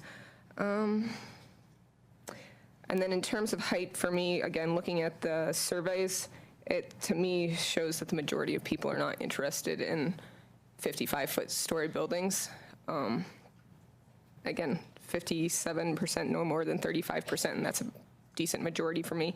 47.7, which, because of the way the pie was split, was a majority, where they didn't support 4- and 5-story buildings on Broadway, and 62.4% said no buildings taller than 35%. Again, this is in the survey. I like what Cindy's idea was, and maybe 55-foot if it had setbacks, and so that it looked like almost how the Google building, I think they actually did a pretty good job of not looking like a 55-foot story building. And again, I know part of it's due to the land, but just a cognizance of that we don't want it to be imposing as much as feeling airy and open. So I think that's my general ideas. Lisa. So yeah, knowing what the buildings are, we have a diagram in here where we have 14 buildings, and then it shows like 110 has 5 buildings, and I'm just assuming those are uses or something. I don't know what they are. And then there's 150 square feet, and you have 10 little buildings, and then 250 with all the buildings. So I guess I'd like to know what it is, but I still am a little nervous about building more office space, given that we have kind of a saturated market right now. And I personally think the last thing we need is more office. We need more housing. So I would like to see, I think I agree with Sam in terms of, I would like to probably dedicate that southeast corner of the site to city uses. I'm not so interested in pairing with the county, and in reading the memo, it doesn't seem like the county's either sees that as a high priority, so I think that's great. I do think if we can find some synergies in departments, that might be helpful, but I'm mostly in favor of the housing on this site. And for me, I wouldn't put all housing we keep talking about, oh, well, let's put, or some people put all the commercial over at Boulder Junction, or all the commercial up at Iris and Broadway. I like transit-oriented development. I like to see nodes. So I think that county site on Iris and Broadway will continue to be office space for the county. I imagine it would be somewhat, and that there would be some retail. But for this site, I would like to see a mix of heights. I'd like to see 35 going all the way up to 55, so that we avoid the big boxy kind of everything's the same size, so that we get some architectural interest in there. I like, I guess, scenario 3 very much, but I'd like to see if we could go up above 140 units. I mean, we could do better than that, couldn't we? I think we could. And I agree with Cindy in terms of a lot of the different mix of uses, housing types. So I'd like to see some market rate housing, for sale housing, and housing first, and permanently affordable housing. But I think this site should be mostly housing while serving the city's needs. I also would hope, I don't want to see another parking lot or parking structure. So what I would like to see is what we did up in the North Boulder sub-community plan, where we put a lot of the parking on the street. So I'd like, when you guys come back, how much additional parking do we get for putting it on the street? And I like Mary's idea in terms of, this is supposed to be urban scale, and so I would bring the buildings up to the street and have the amenity of the greenway kind of, if possible, through the middle of the site. And I would restrict it to 50 feet. But I think it's nice and a good idea, a good practice to start daylighting it so that what goes downstream can also be daylighted at some point. It's, I think, just a preferred practice. And I think that's that. Oh, and I think I'm fine with North Boulder Park, but I think in terms of mitigating some of the flood detention there, but I think we want to be careful that we do clay tiles or something to make sure that we're not now creating a mosquito breeding area for this part of the city. Aaron? Well, I want to thank Bob for bringing up those issues about needing more information about the city facilities. I'm concerned about what the practicality is of our different options, and I feel like we don't know enough right now. So I think the feedback that we're giving is, I think, hopefully really helpful, but I don't think we're at the point where we can narrow down to a scenario. And I'm really very concerned about the costs and the feasibility of accomplishing some of these options. I don't know where we would find $240 million.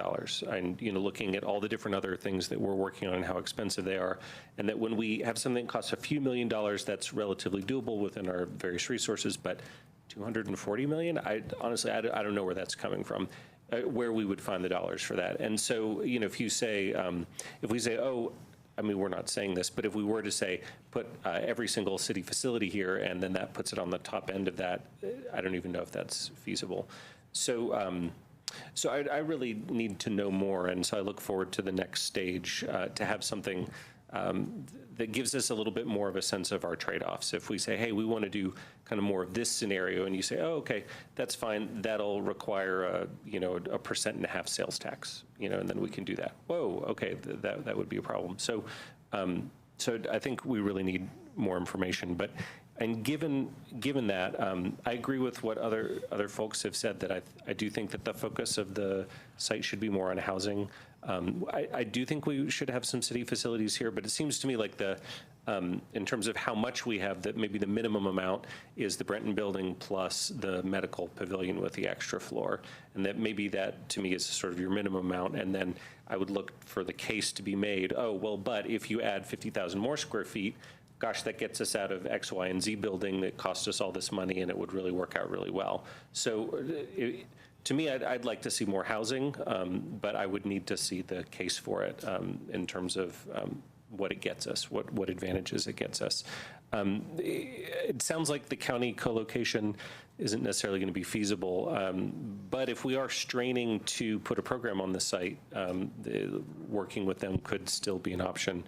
But I would really like to see a vibrant mix of uses. The housing is mentioned, but I know that retail isn't maybe the highest and best use from a financial standpoint, but putting, say, on the northeast corner, a couple thousand square feet of retail as a wrap, I think that served some of the city facilities and the residents and things like that. I don't think that would be a huge competition.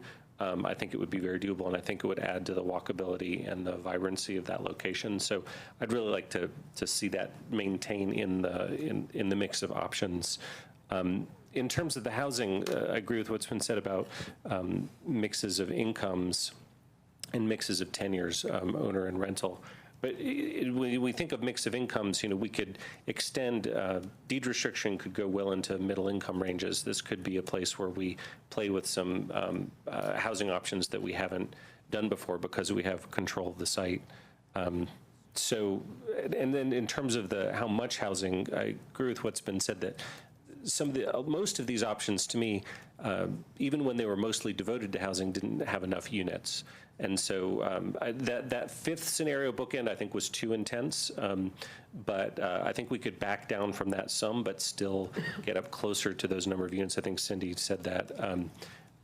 In terms of heights, there's certainly room for 55-foot buildings here. The existing buildings are taller than that, but I wouldn't put them on 9th Street. So to me, the kind of obvious thing to do is to put the shorter buildings over on 9th Street, maybe for that first, when we only have half the block, maybe that's the section that's 2 to 3 stories, 35 feet, and then going east from there is where you have the taller buildings. And you can relieve the density of those taller buildings with a really well-done site, like folks have talked about, with a variety of heights, so it's not just blocky and boxy, but also of getting the green space interior to the site some. Like currently there's this sort of suburban setback feel on that north side, the way it keeps being done. And I get that you didn't want to reduce the development potential, but I think you could make it part of the open space for the housing, so that if the green space starts in the middle of the block, it could go through and and just be part of the program, not loss of developable space. And you could also, and then as you hit maybe the more intense buildings to the east, it could divert. Maybe that's where you put it to the north. Maybe that doesn't follow the topography, but you might be able to dig a little bit and make that work. So it doesn't have to be linear. You could make something beautiful and sinuous that I think really adds to the neighborhood amenity. So I think consider being creative with that. And I'll agree with what's been said about getting that some flood detention in North Boulder Park so that you have more flexibility with what that green space looks like. I'd really emphasize, doing it in such a way that it's beautiful and contributes to the site, and then tweak what flood conveyance and detention goes where, kind of work backwards from that, maybe. One other thought on the site layout, there's some of them that had multiple connecting streets, which seemed like a little bit too much space devoted to right-of-way and loss of space. I think permeability is really important, but I think it should focus on bike ped permeability.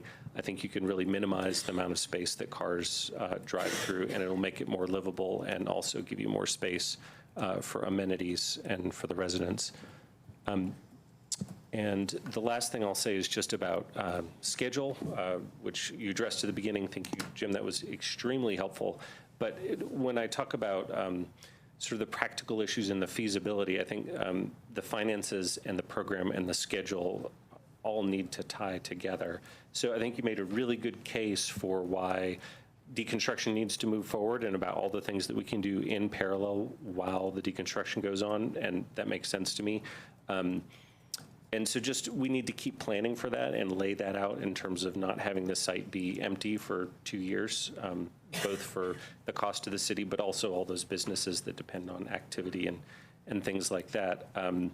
But the financial piece is an important part of that, because if at some point we're going to need some really big chunk of money, that could be something, even though we got all of our other ducks lined up in a row, that made us sit there for 2 or 3 years. I'd hate to see us fully deconstruct and have an empty bathtub, and then we don't have the money. Maybe it's dependent on a vote, and we're left empty for a long time. So I think it's really important that we keep all that in mind as we move forward to the next phase. Thank you. So we still have Jill, Bob, and Zan. Aaron, you had some great comments. So I'm going to agree with you on a lot of points, and then I'll veer off a little bit. So agree with Aaron on timing and scheduling, on civic use issues, on flood detention, on some retail wrap, and then on the height in terms of not being 55 feet at 9th Street, but as much 55 feet I think as we can get in beyond 9th Street would definitely be good. I mean, keep in mind that's still a pretty low height, all things considered. Where I veer off a little bit is I understand why the vast majority of my colleagues are leaning towards number 3. It's definitely more in keeping with our vision plan.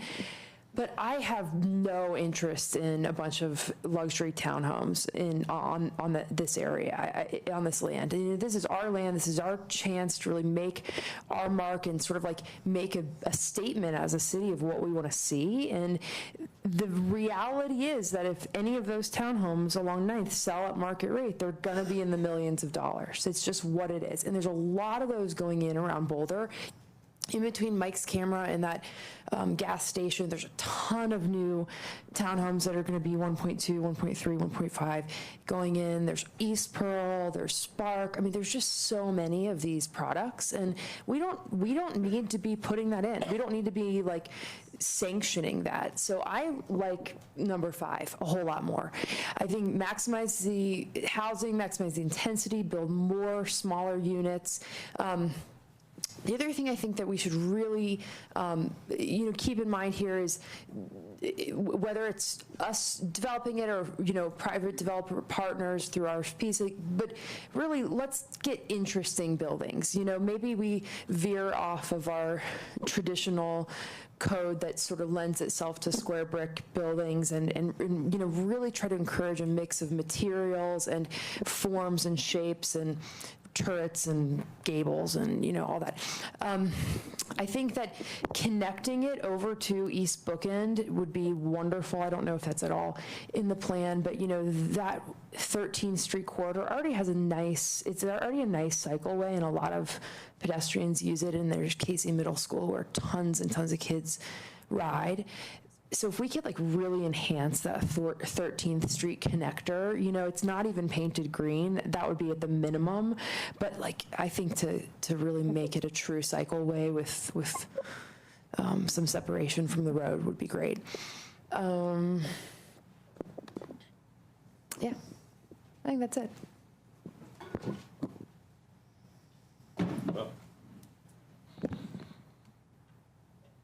I wrote it down so I could be efficient. You know, about as high as I'm willing to go on the civic office space is 110,000 feet, and that's only because that's what the size of the Breton Building and the Pavilion are, and that's kind of stuck with those anyway. I think anything more than that I have to be convinced on. We need all the information that I asked for. And even on the Pavilion building, I agree with Cindy. I need to understand the case of building that extra 20,000 feet or whatever on top of it. If it makes sense from a return on investment standpoint, that's fine. But I still need to see that case and why we need to add that extra 20,000 feet. So I may be at 90,000 feet right now, which is the existing footprint of the two buildings that we have to, well, that we're already using or we have to use. I would like to see, just as an interesting data point, whether we could build to the south of the Breton Building. I know, Gene, you were a little dismissive of that, and maybe you've got some good information on that, but it looks like there's a pretty big chunk of land right immediately south of the Breton Building, and it's an existing building. I'm just wondering if we can expand the building to the south. Maybe there's a good reason that we can't. So if we do need that extra 20,000 on top of the Pavilion, I'm just wondering if that's an alternative. Maybe it's more expensive or doesn't work. You don't have to answer the question now. I'm just curious. I'm with Lisa. I don't know that I don't want to add any more office space than we already have right there. If we need to add office space, if there's an economic reason why we need to add office space, let's look at other parts of town. But let's just go with the bare minimum here is kind of where I'm at. I do like Mary's idea of co-locating with the county at Iris and Broadway. I don't think you're hearing a whole lot of enthusiasm here for adding county space at the hospital site. But I think Mary raised a good idea to the extent that we do have facilities around town that are costing us money or inefficient or whatever. Let's talk about flipping the proposal back to the county and saying, how about we move in with you? I agree with Aaron that I'd like to see housing kind of in the zip code of the 140 to 330. I don't know what the right answer is there, but I would like to see more density in there. I'm agnostic about the height at the moment because I think that's going to be dictated by economics and design, so I don't have any strong feelings other than the obvious point that Aaron raised, which is it should start tall on the east and get shorter as it goes to the west. Joe, I get your point about, get as much affordable housing in there as possible, but I do think that we have to have a mix of market and affordable because the market pays for the affordable. I think, Kurt can correct me if I'm wrong, but roughly affordable housing costs about $300,000 a door to build, and tax credits and financing take up about 2/3 of that, but still costs the city out of pocket about $100,000 a unit. So if we were to put 200 units at $100,000 a door in there, that's $20 million, and it's got to come from someplace. And so maybe we do build a couple of nice townhouses or whatever they are along 9th Street to fund the other housing. So I don't want to take that off the table. I don't know what the mix is, but it's got to work out economically. I agree with everybody on flood mitigation. If this is our #1 priority in the city on flood mitigation, then let's do North Boulder Park. I kind of feel like this is more opportunistic, which is, hey, we're digging things up, so why don't we fiddle with this? But I'd like to preserve as much of the land in the footprint for housing and in offices as we can. And if flood mitigation is necessary, then let's look to the park. So with all that said, I suppose if I had to pick one of the scenarios, scenario 3 is closest, but I would do it with a lot less civic space because I think that has 190,000 square feet of civic space. And finally, on economics, Jim, if your goal was to scare the children, you succeeded. Those numbers are just absolutely mind-boggling. I don't know where we would ever get that kind of money.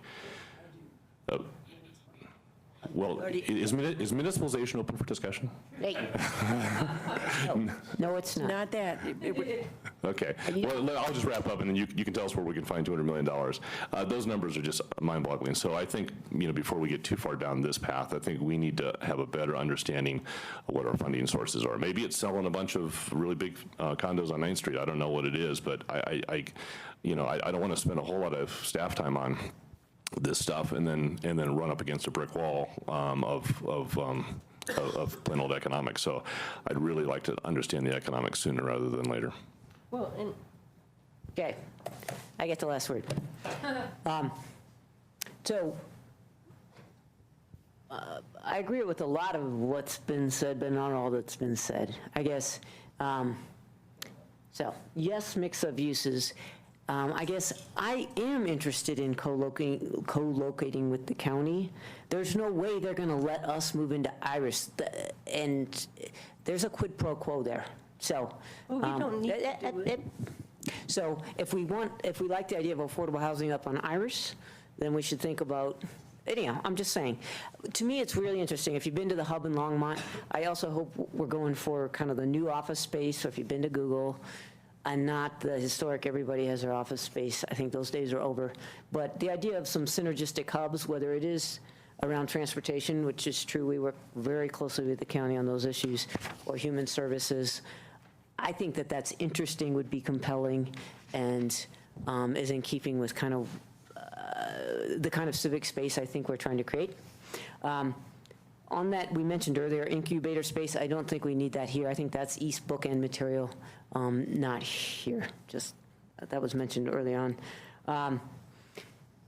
The flood mitigations, well, the civics, I totally agree with Bob on, we were talking about, I want to understand the whole picture of the different city uses, the buildings, what we would, a couple scenarios if we moved this amount here, what we would get, so we can actually picture it, both the finances and what it feels like for our citizens.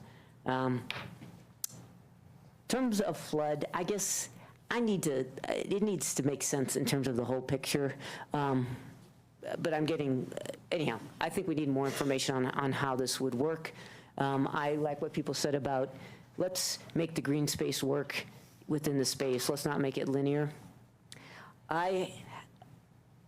I see where we're headed with using North Boulder Park, but I would just specify that is a huge public amenity that is very well used. And so I wouldn't say it lightly. Only you get to use it for flood detention if you preserve the magic, which is that park. So I guess, to me, I want to understand. It's amazing to go there after it snows. It is filled with people cross-country skiing. And I'm not saying that's more important than housing, but it's one of the delightful things about Boulder. So let's preserve that as we move forward. I guess, absolutely mix, let's get a lot of housing there. Let's make it interesting, absolutely. None of these, yeah, I'm done with boxes. Let's think about the places where we've done housing right that people like and learn those lessons.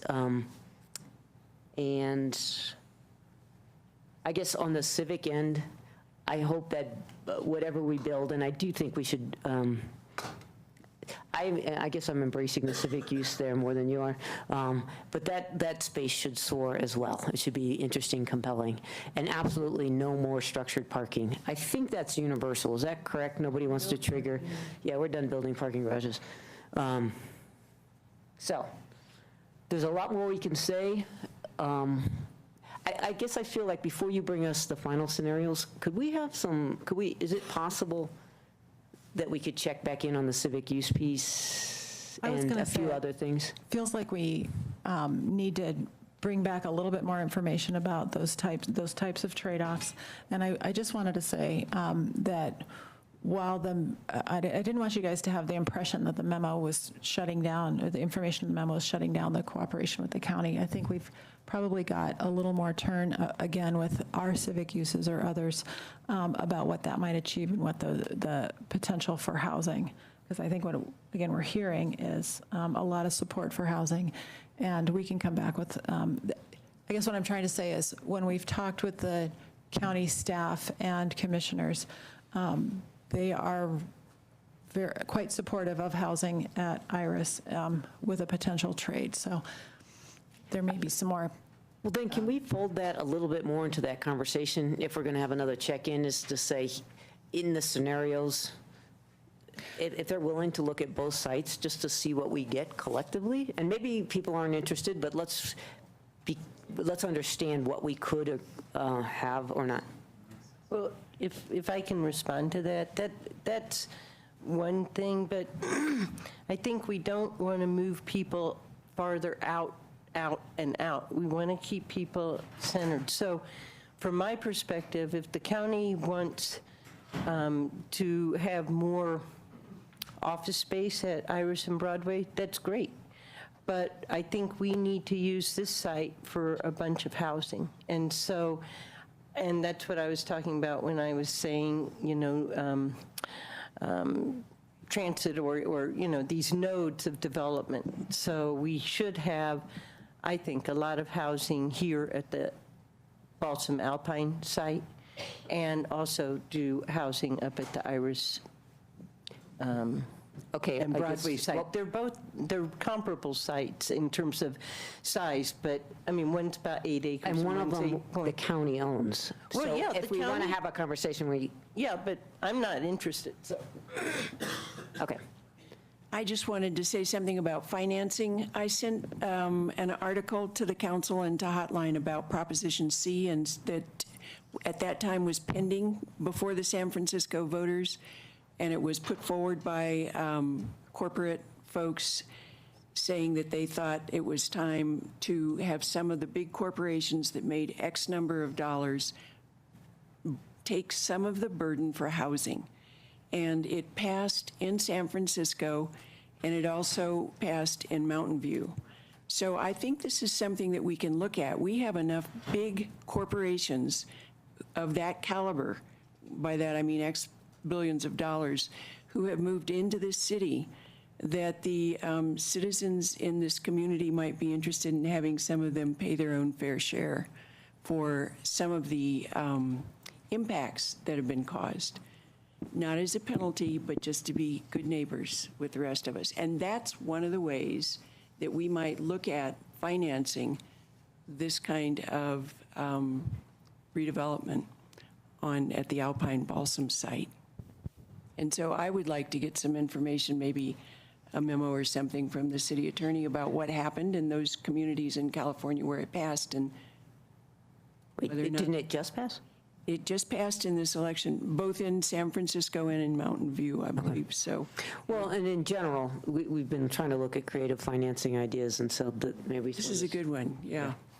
Okay, so I think maybe a request to do some sort of check-in before you come back with a final proposal. So, okay. So with that, in the interest of getting on to the next issue, apologies to the people that are waiting. The next issue is 6400 Arapahoe. I am recused from that, so I am leaving. Enjoy. Thank you all for bearing with us and giving us some good feedback. Yeah, thank you very much.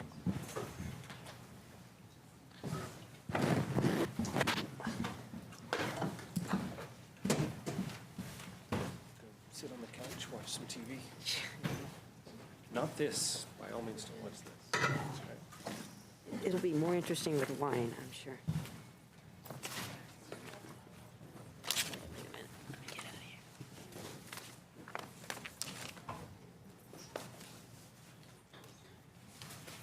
Everybody's leaving. 6400 Arapahoe is really interesting.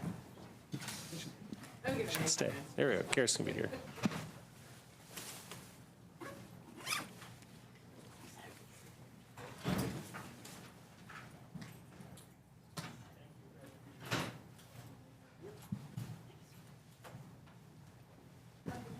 So I was sitting back there trying to think through how I was going to modify my presentation to make it really short and really sweet. We will appreciate that. Maybe just give it a minute for council I members have to a show up. 3-minute video, I can leave it at that. Okay. You popcorn?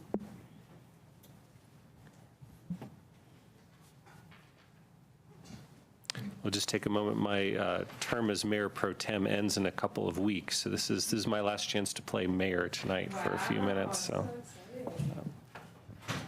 If you got us out of here at 9, we'd really love you. all right, 9 minutes. I don't know if we can quite handle that. Just ask us if we have any questions. Are we ready?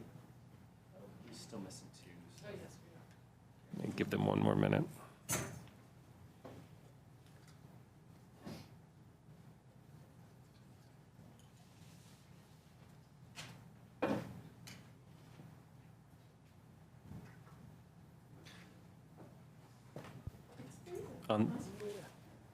It's always freezing down here.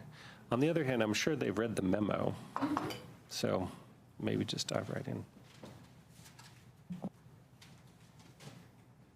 Oh, maybe just start, did you say? Oh, great. So tonight, good evening, Mayor. And pull that microphone in tight and on, and turn it on. There you go. There we go. Good evening, members of council.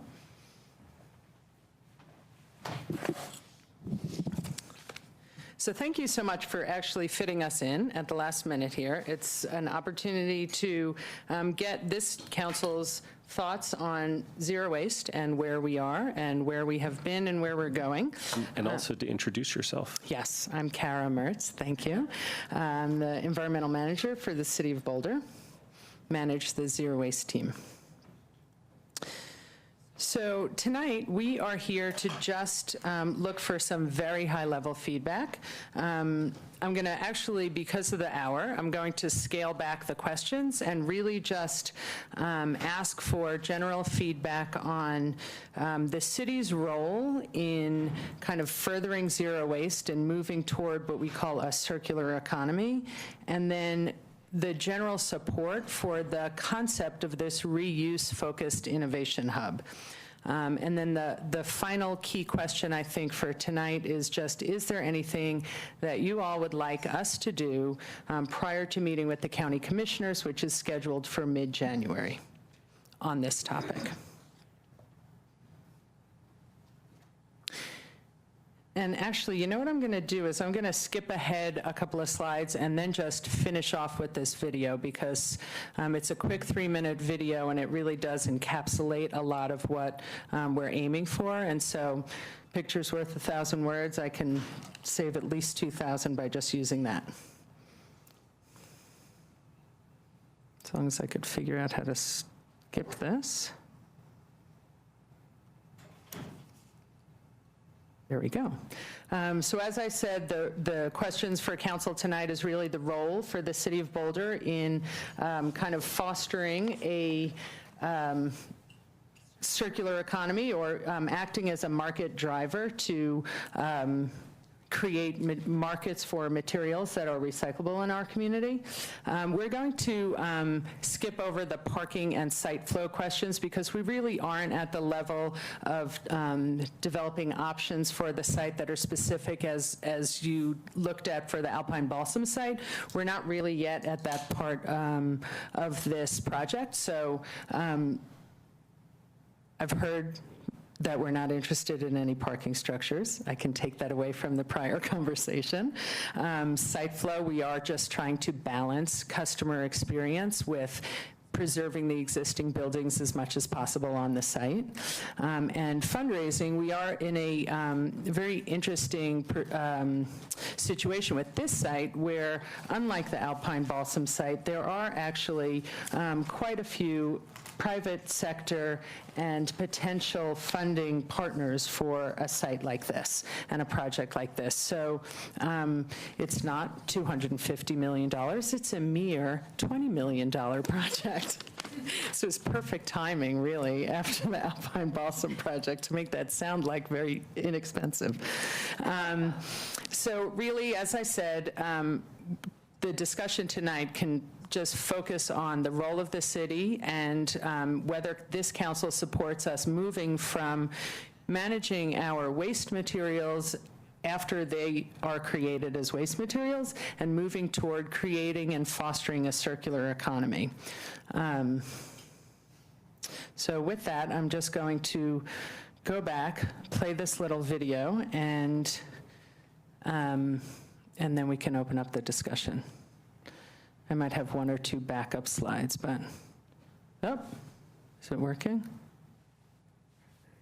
Nope, it's not coming up there. I tested the technology in the council chambers earlier, but the screen was not on at the time. The Here comes cavalry is the on net. its way.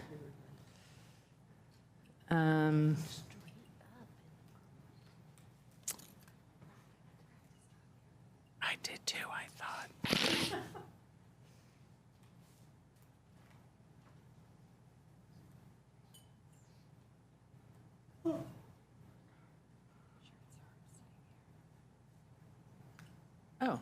Great, perfect. Yep, that'll do it. Perfect. Thank you Lynette so to the much. rescue. Yes, thank you.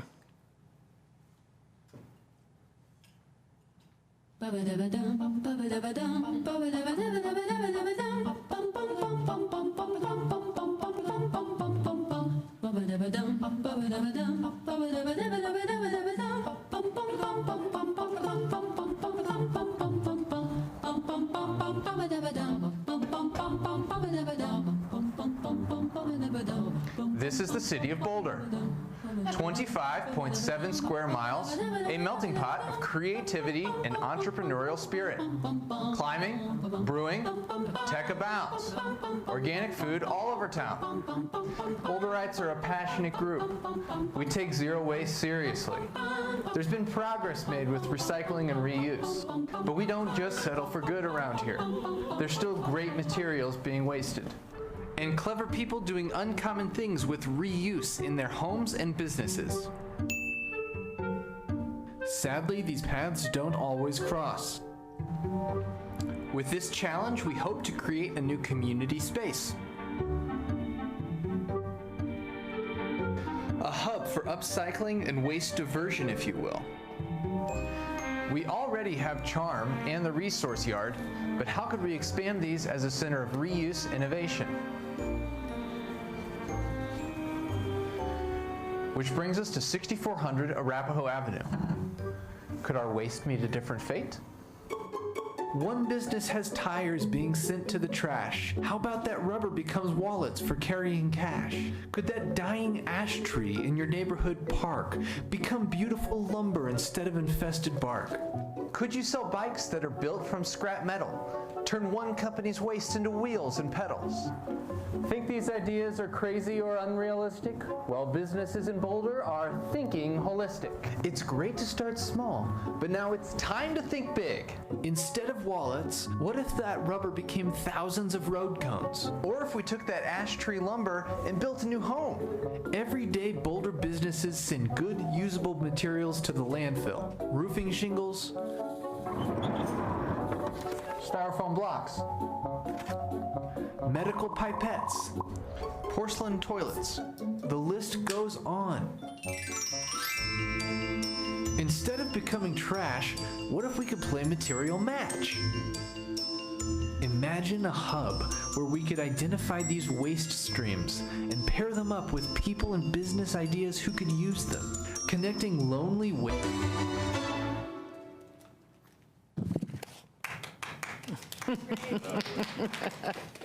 So there's my presentation. No, so really, I think the gist of the presentation that would have come if I had a little bit more time was just that in the 25 years or so that I've been with the city, we've gone from about 15 to 20% waste diversion to just over 51%.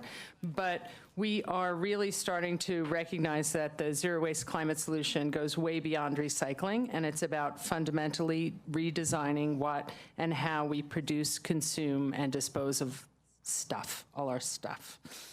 So we are looking at kind of ways that the city could play a role in a circular economy.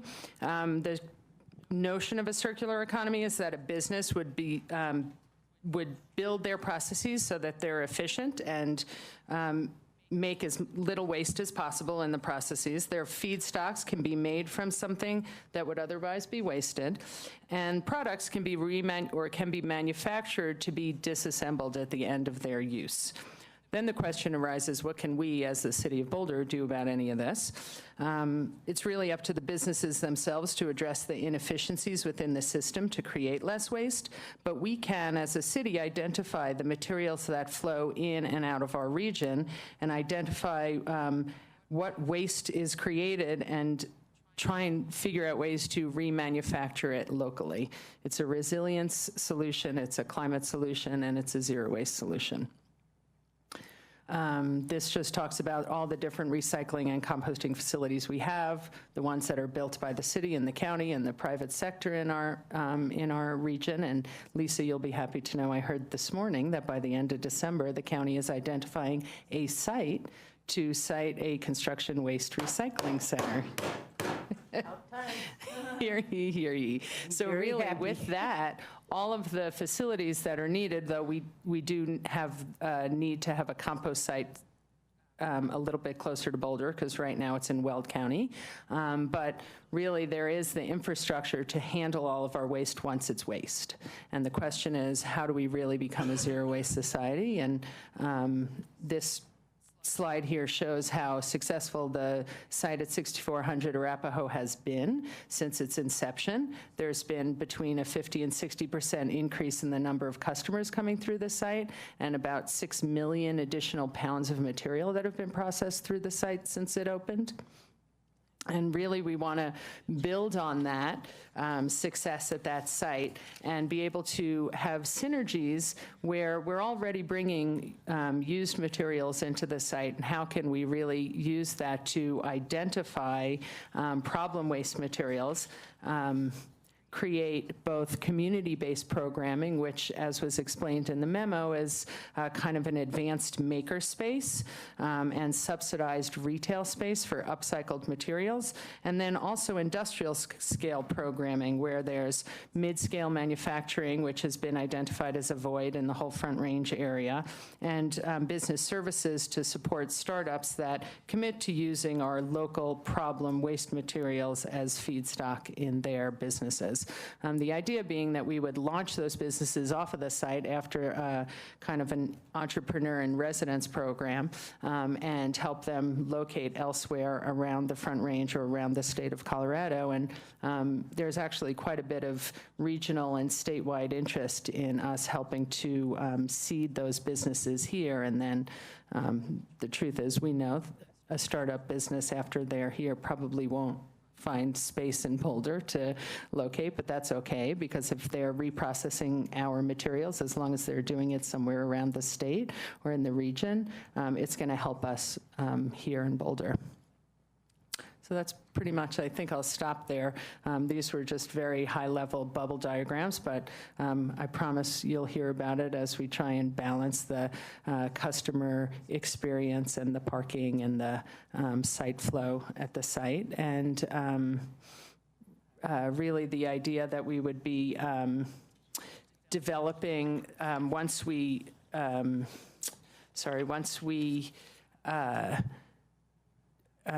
finalize or put more detail to the site plans. I guess I'll just go back to that slide. Once we put more detail to the site plans, we will break it up into discrete development phases. So as we begin to explore funding, as funds come in, we can develop the site, building kind of one section at a time toward the ultimate site vision, but kind of starting off with the immediate needs of the two existing nonprofits and building from there. So as money comes in, we could develop it in phases.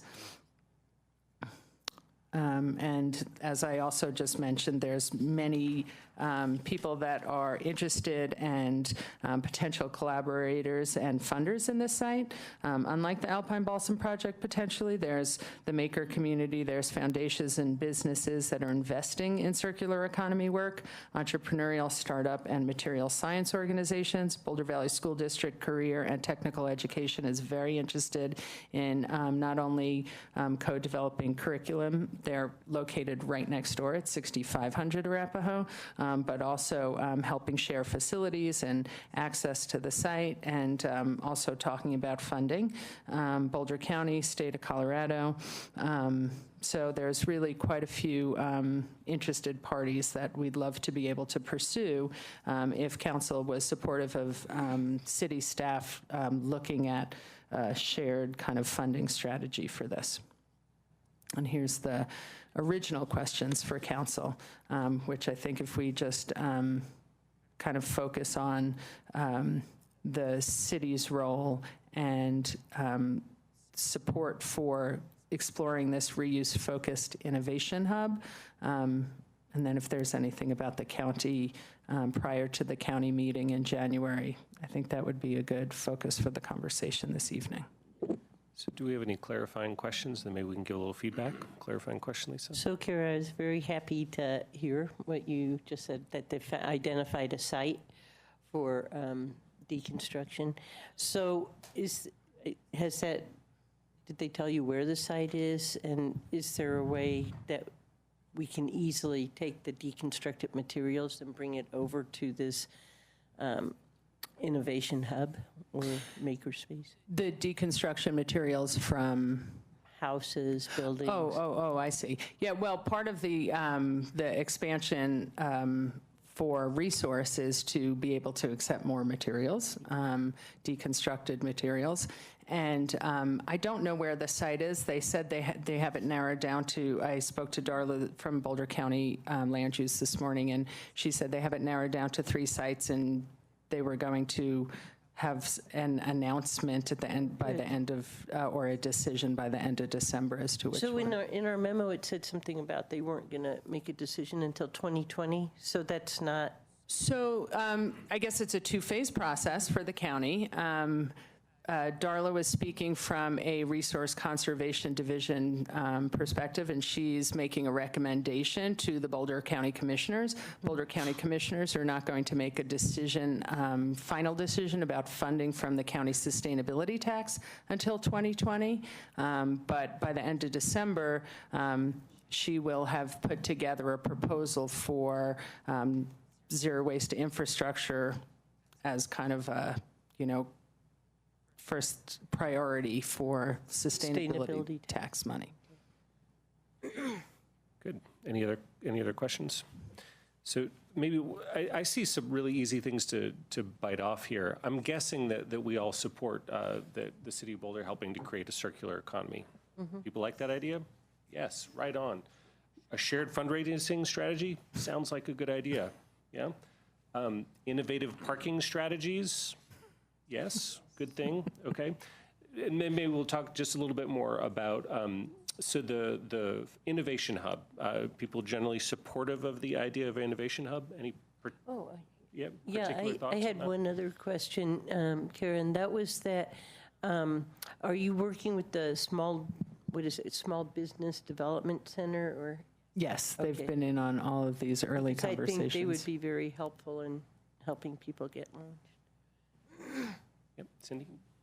I was going to say the university. Yes, definitely. Yes. We actually have a meeting with their material science and technology transfer lab or something next week. Great, good. Great. And I just had one thought on the Innovation Hub. I love the idea, and I look forward to us pursuing that. And just one thing to keep in mind as we implement new programs here is just some of these are bigger ticket items than others, and just to keep in mind how much waste we're saving, as we implement things, and just sort of keep, cost benefit in mind as we move forward on that. That was just my one thought on the Innovation Hub. Other thoughts on the Innovation Hub? I have another question. And so, Kara, you had put out option A and option B, and one uses the existing building. So we're going to get to that under the site flow I'm one. sorry. So just Innovation Hub, other thoughts on the Innovation Hub? How about the site flow? Let's talk about the site flow. Lisa? Okay. So now you have option A, which uses the existing building, and option B, which has new buildings. And so you were talking about phasing these in. And if I read the memo right, there's about a $3 to $5 million difference between doing option A and doing option B, but it sounds like option B would probably be more energy efficient and have a lot of other pluses. When will you make a decision on go, no go on option A, option B? It has to do with your fundraising? I think it has to be early on, actually. I think we need to finalize our site plans, and obviously we wouldn't do anything before going to planning and development services staff and planning board. And but I do think that we need to go through the concept planning stage and the site planning stage before we, not full site review, but we need to have a firm site plan before we can even think about how we would phase it. Whatever site development we do, we will try and maximize keeping open the existing activities on the site. The existing nonprofits need to stay open and have as little disruption as possible to their ongoing operations as we develop it. So it might be a situation where we keep the existing buildings as we're building other ones and then dismantle them. But we haven't really figured out the full strategy yet. That's great. I have a thought on this. I'll just chime in. I think we can certainly consider taking down the existing buildings, but I guess the warehouses seem to me like a less of a loss as opposed to the office building, which, while I know is not a brand-new current building, I would just maybe put a bigger emphasis on looking at ways to reuse that into your existing site plan. I noticed that option B still, I think that's a blue thing. Actually, I'm not sure. So I know you have buildings in that area in your reconfigured site plan. So I just encourage you to look closely at whether that could be reused. Thank you, yes. Other thoughts on that? Aaron, I like your suggesting to the reuse people that they look at reusing things, I think. We would reuse the parts of it, certainly. Yes, no, that's what I thought when thinking about them, if they have to dismantle, and that they would do the best job possible, right, with whatever it is that they're going to be putting up. Right. Other thoughts on the site layout? I think then the last question was whether there was anything we wanted you to research before meeting with the county in January. Anybody? Well, I guess I'd like to know, I'd like to know more about the deconstruction site and what's going to go on there, how big is it, what the county is going to put in towards it from the sustainability tax.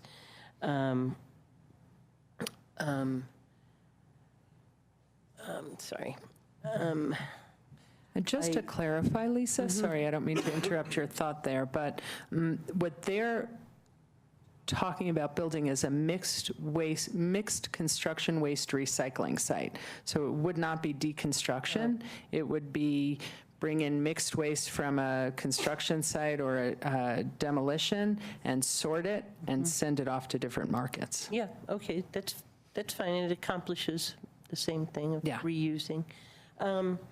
So, and then one of the other things we've been looking for is, and it's in the report about composting, and you talked about we're using some of our restaurant grade food for the digester out at the wastewater facility, or we're thinking about doing that? So the wastewater treatment plant has just commissioned a study to look at upgrading our digesters out there. And so we've been talking with them about whether there's a kind of pre-processing and post-processing step that could be added to what they're already planning to do out there to allow it to accept commercial food waste. They're not doing any of that yet. Okay. Okay, so I guess I'd like to get the county, are we ever going to identify a composting site in the county that's closer to than going where we go now? So the site that they've identified for construction and demolition debris is also being looked at. It's large enough, according to Darla, to also do composting. Oh, okay, that wasn't clear. Okay. I guess I'd like to know if they want to contribute anything to this facility. Well, so that might be a question you all ask them. Yeah. But if there's any preliminary research you'd like us to do, we can certainly come armed with that, provide that to council in advance or anything. Yeah, I mean, I think if you go back to the whole history of this site, and I don't want to bring it all back up, but the city wasn't really originally looking for this site. This was something that the county commissioners did in executive session. And actually, we were excited about it because we had been looking for one site where we could co-locate all these uses. But in the end, the county's real purpose in getting that site was to deal with deconstruction waste. And there was a lot of pushback from the surrounding communities on saying, no, they didn't want that. And so, which is also fine, but these communities are in Boulder County, and so it would be great, and if the county would contribute to that. So perhaps some data on city users versus other users? Yeah, that would be very helpful. Sam and Cindy? I wanted to ask about A1 Organics. So I know that right now that's our only option for taking our compost. And there was a time when I believe that the Weld County Commissioners had shut that operation down. Is that correct? No, they had a hearing because there's a neighbor by A1 Organics that was complaining about blowing debris off the site. And so the Weld County Commissioners had a hearing about it, and the outcome of that hearing, I believe, was that they're allowing Bob, the owner of A1 Organics site there or the president, I guess, to build a fence and to keep the blowing debris off the neighbor's yard, and they're putting several other site improvements in place to address that, but there was not as far as I know, there was never a threat to close them down. The Weld County Commissioners did close down the Heartland Biofuels facility because of neighbors' complaints of odor. Right, and that was the joint project with EDF, is that right? That's correct. Yeah, and so that one was it taking compost to be biogas? How was it making biogas? Was it from manure? Yeah, it was a combination of dairy manure and food waste. Got it. Commercial food waste. But so that is no longer in operation, That's correct. Yeah, Okay. it's right now mothballed. People are interested in potentially getting it running again, but no serious. And did that impact the amount of compost material that A1 could take? Well, they started taking a lot more when Heartland closed. It doesn't impact how much they can take because they still have capacity, is my understanding. They're very careful about what they accept, and they're very happy from what we've heard with Boulder's compostables.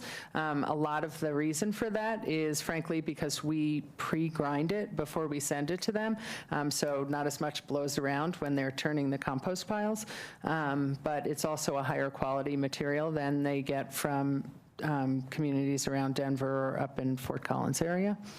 Got it. So we've been pretty lucky in that regard, but it's a vulnerability because it is the only place we take our compost right now. And do they accept it? Do they charge a fee to take it? They do, yeah, there's a tip fee there. There's a tipping fee. Okay, great, thank you.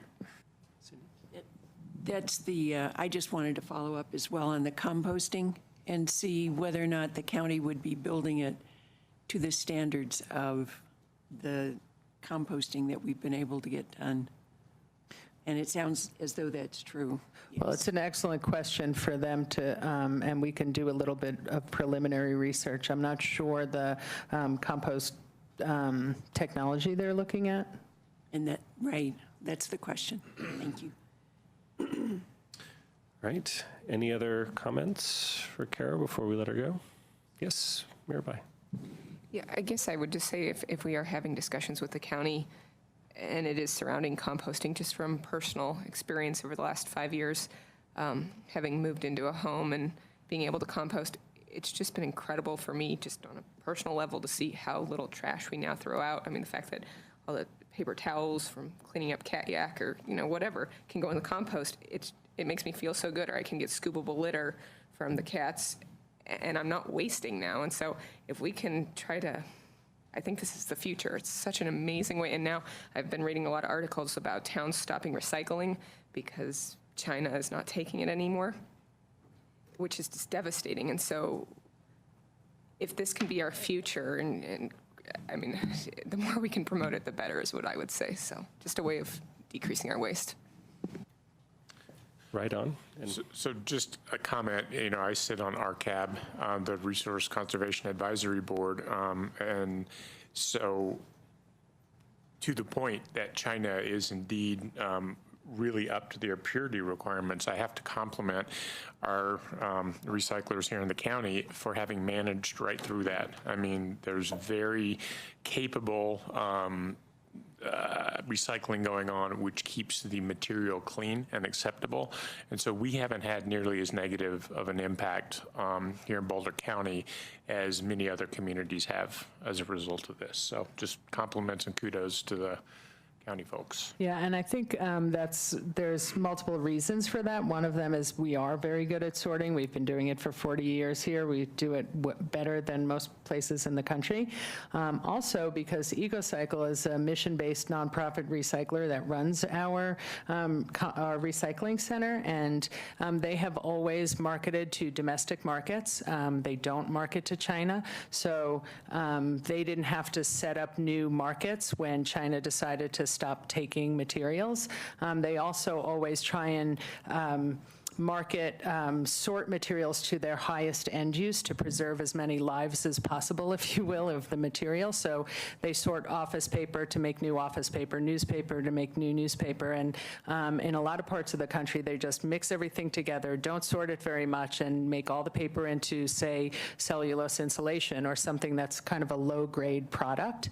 And because we've been so careful, and they really are not looking at just the bottom line at our recycling center, they're able to kind of weather the markets when the rest of the country is kind of scrambling and holding on to a lot of materials that they can't market anymore.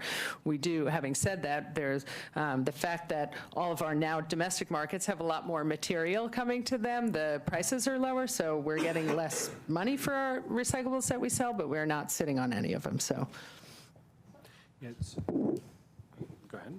No, I just had a quick question about a circular economy. That would do away with the need to export to China, because everything would be a closed loop. Exactly. So the city and the county could say, here's a problem waste material that we're having an issue trying to market. We could put out a call if businesses can come up with an idea to create a product out of this problem waste material, then they are hereby granted 2 years in our mid-scale manufacturing space and wraparound services to help you start your business and launch it, and then we don't have to worry about that anymore. Right. Yeah, and a huge thank you to EcoCycle and Resource, our two nonprofit partners on the site, because we couldn't come close to reaching our goals without them. Absolutely. Yeah. Good. Well, Kara, this is very exciting. Our zero waste goals are key ones for the city. It's great to see the next phases coming online. So we look forward to seeing it continue to come forward to us. Thank you all. Thank you. And with that, we are adjourned. Good job. Thanks, everybody.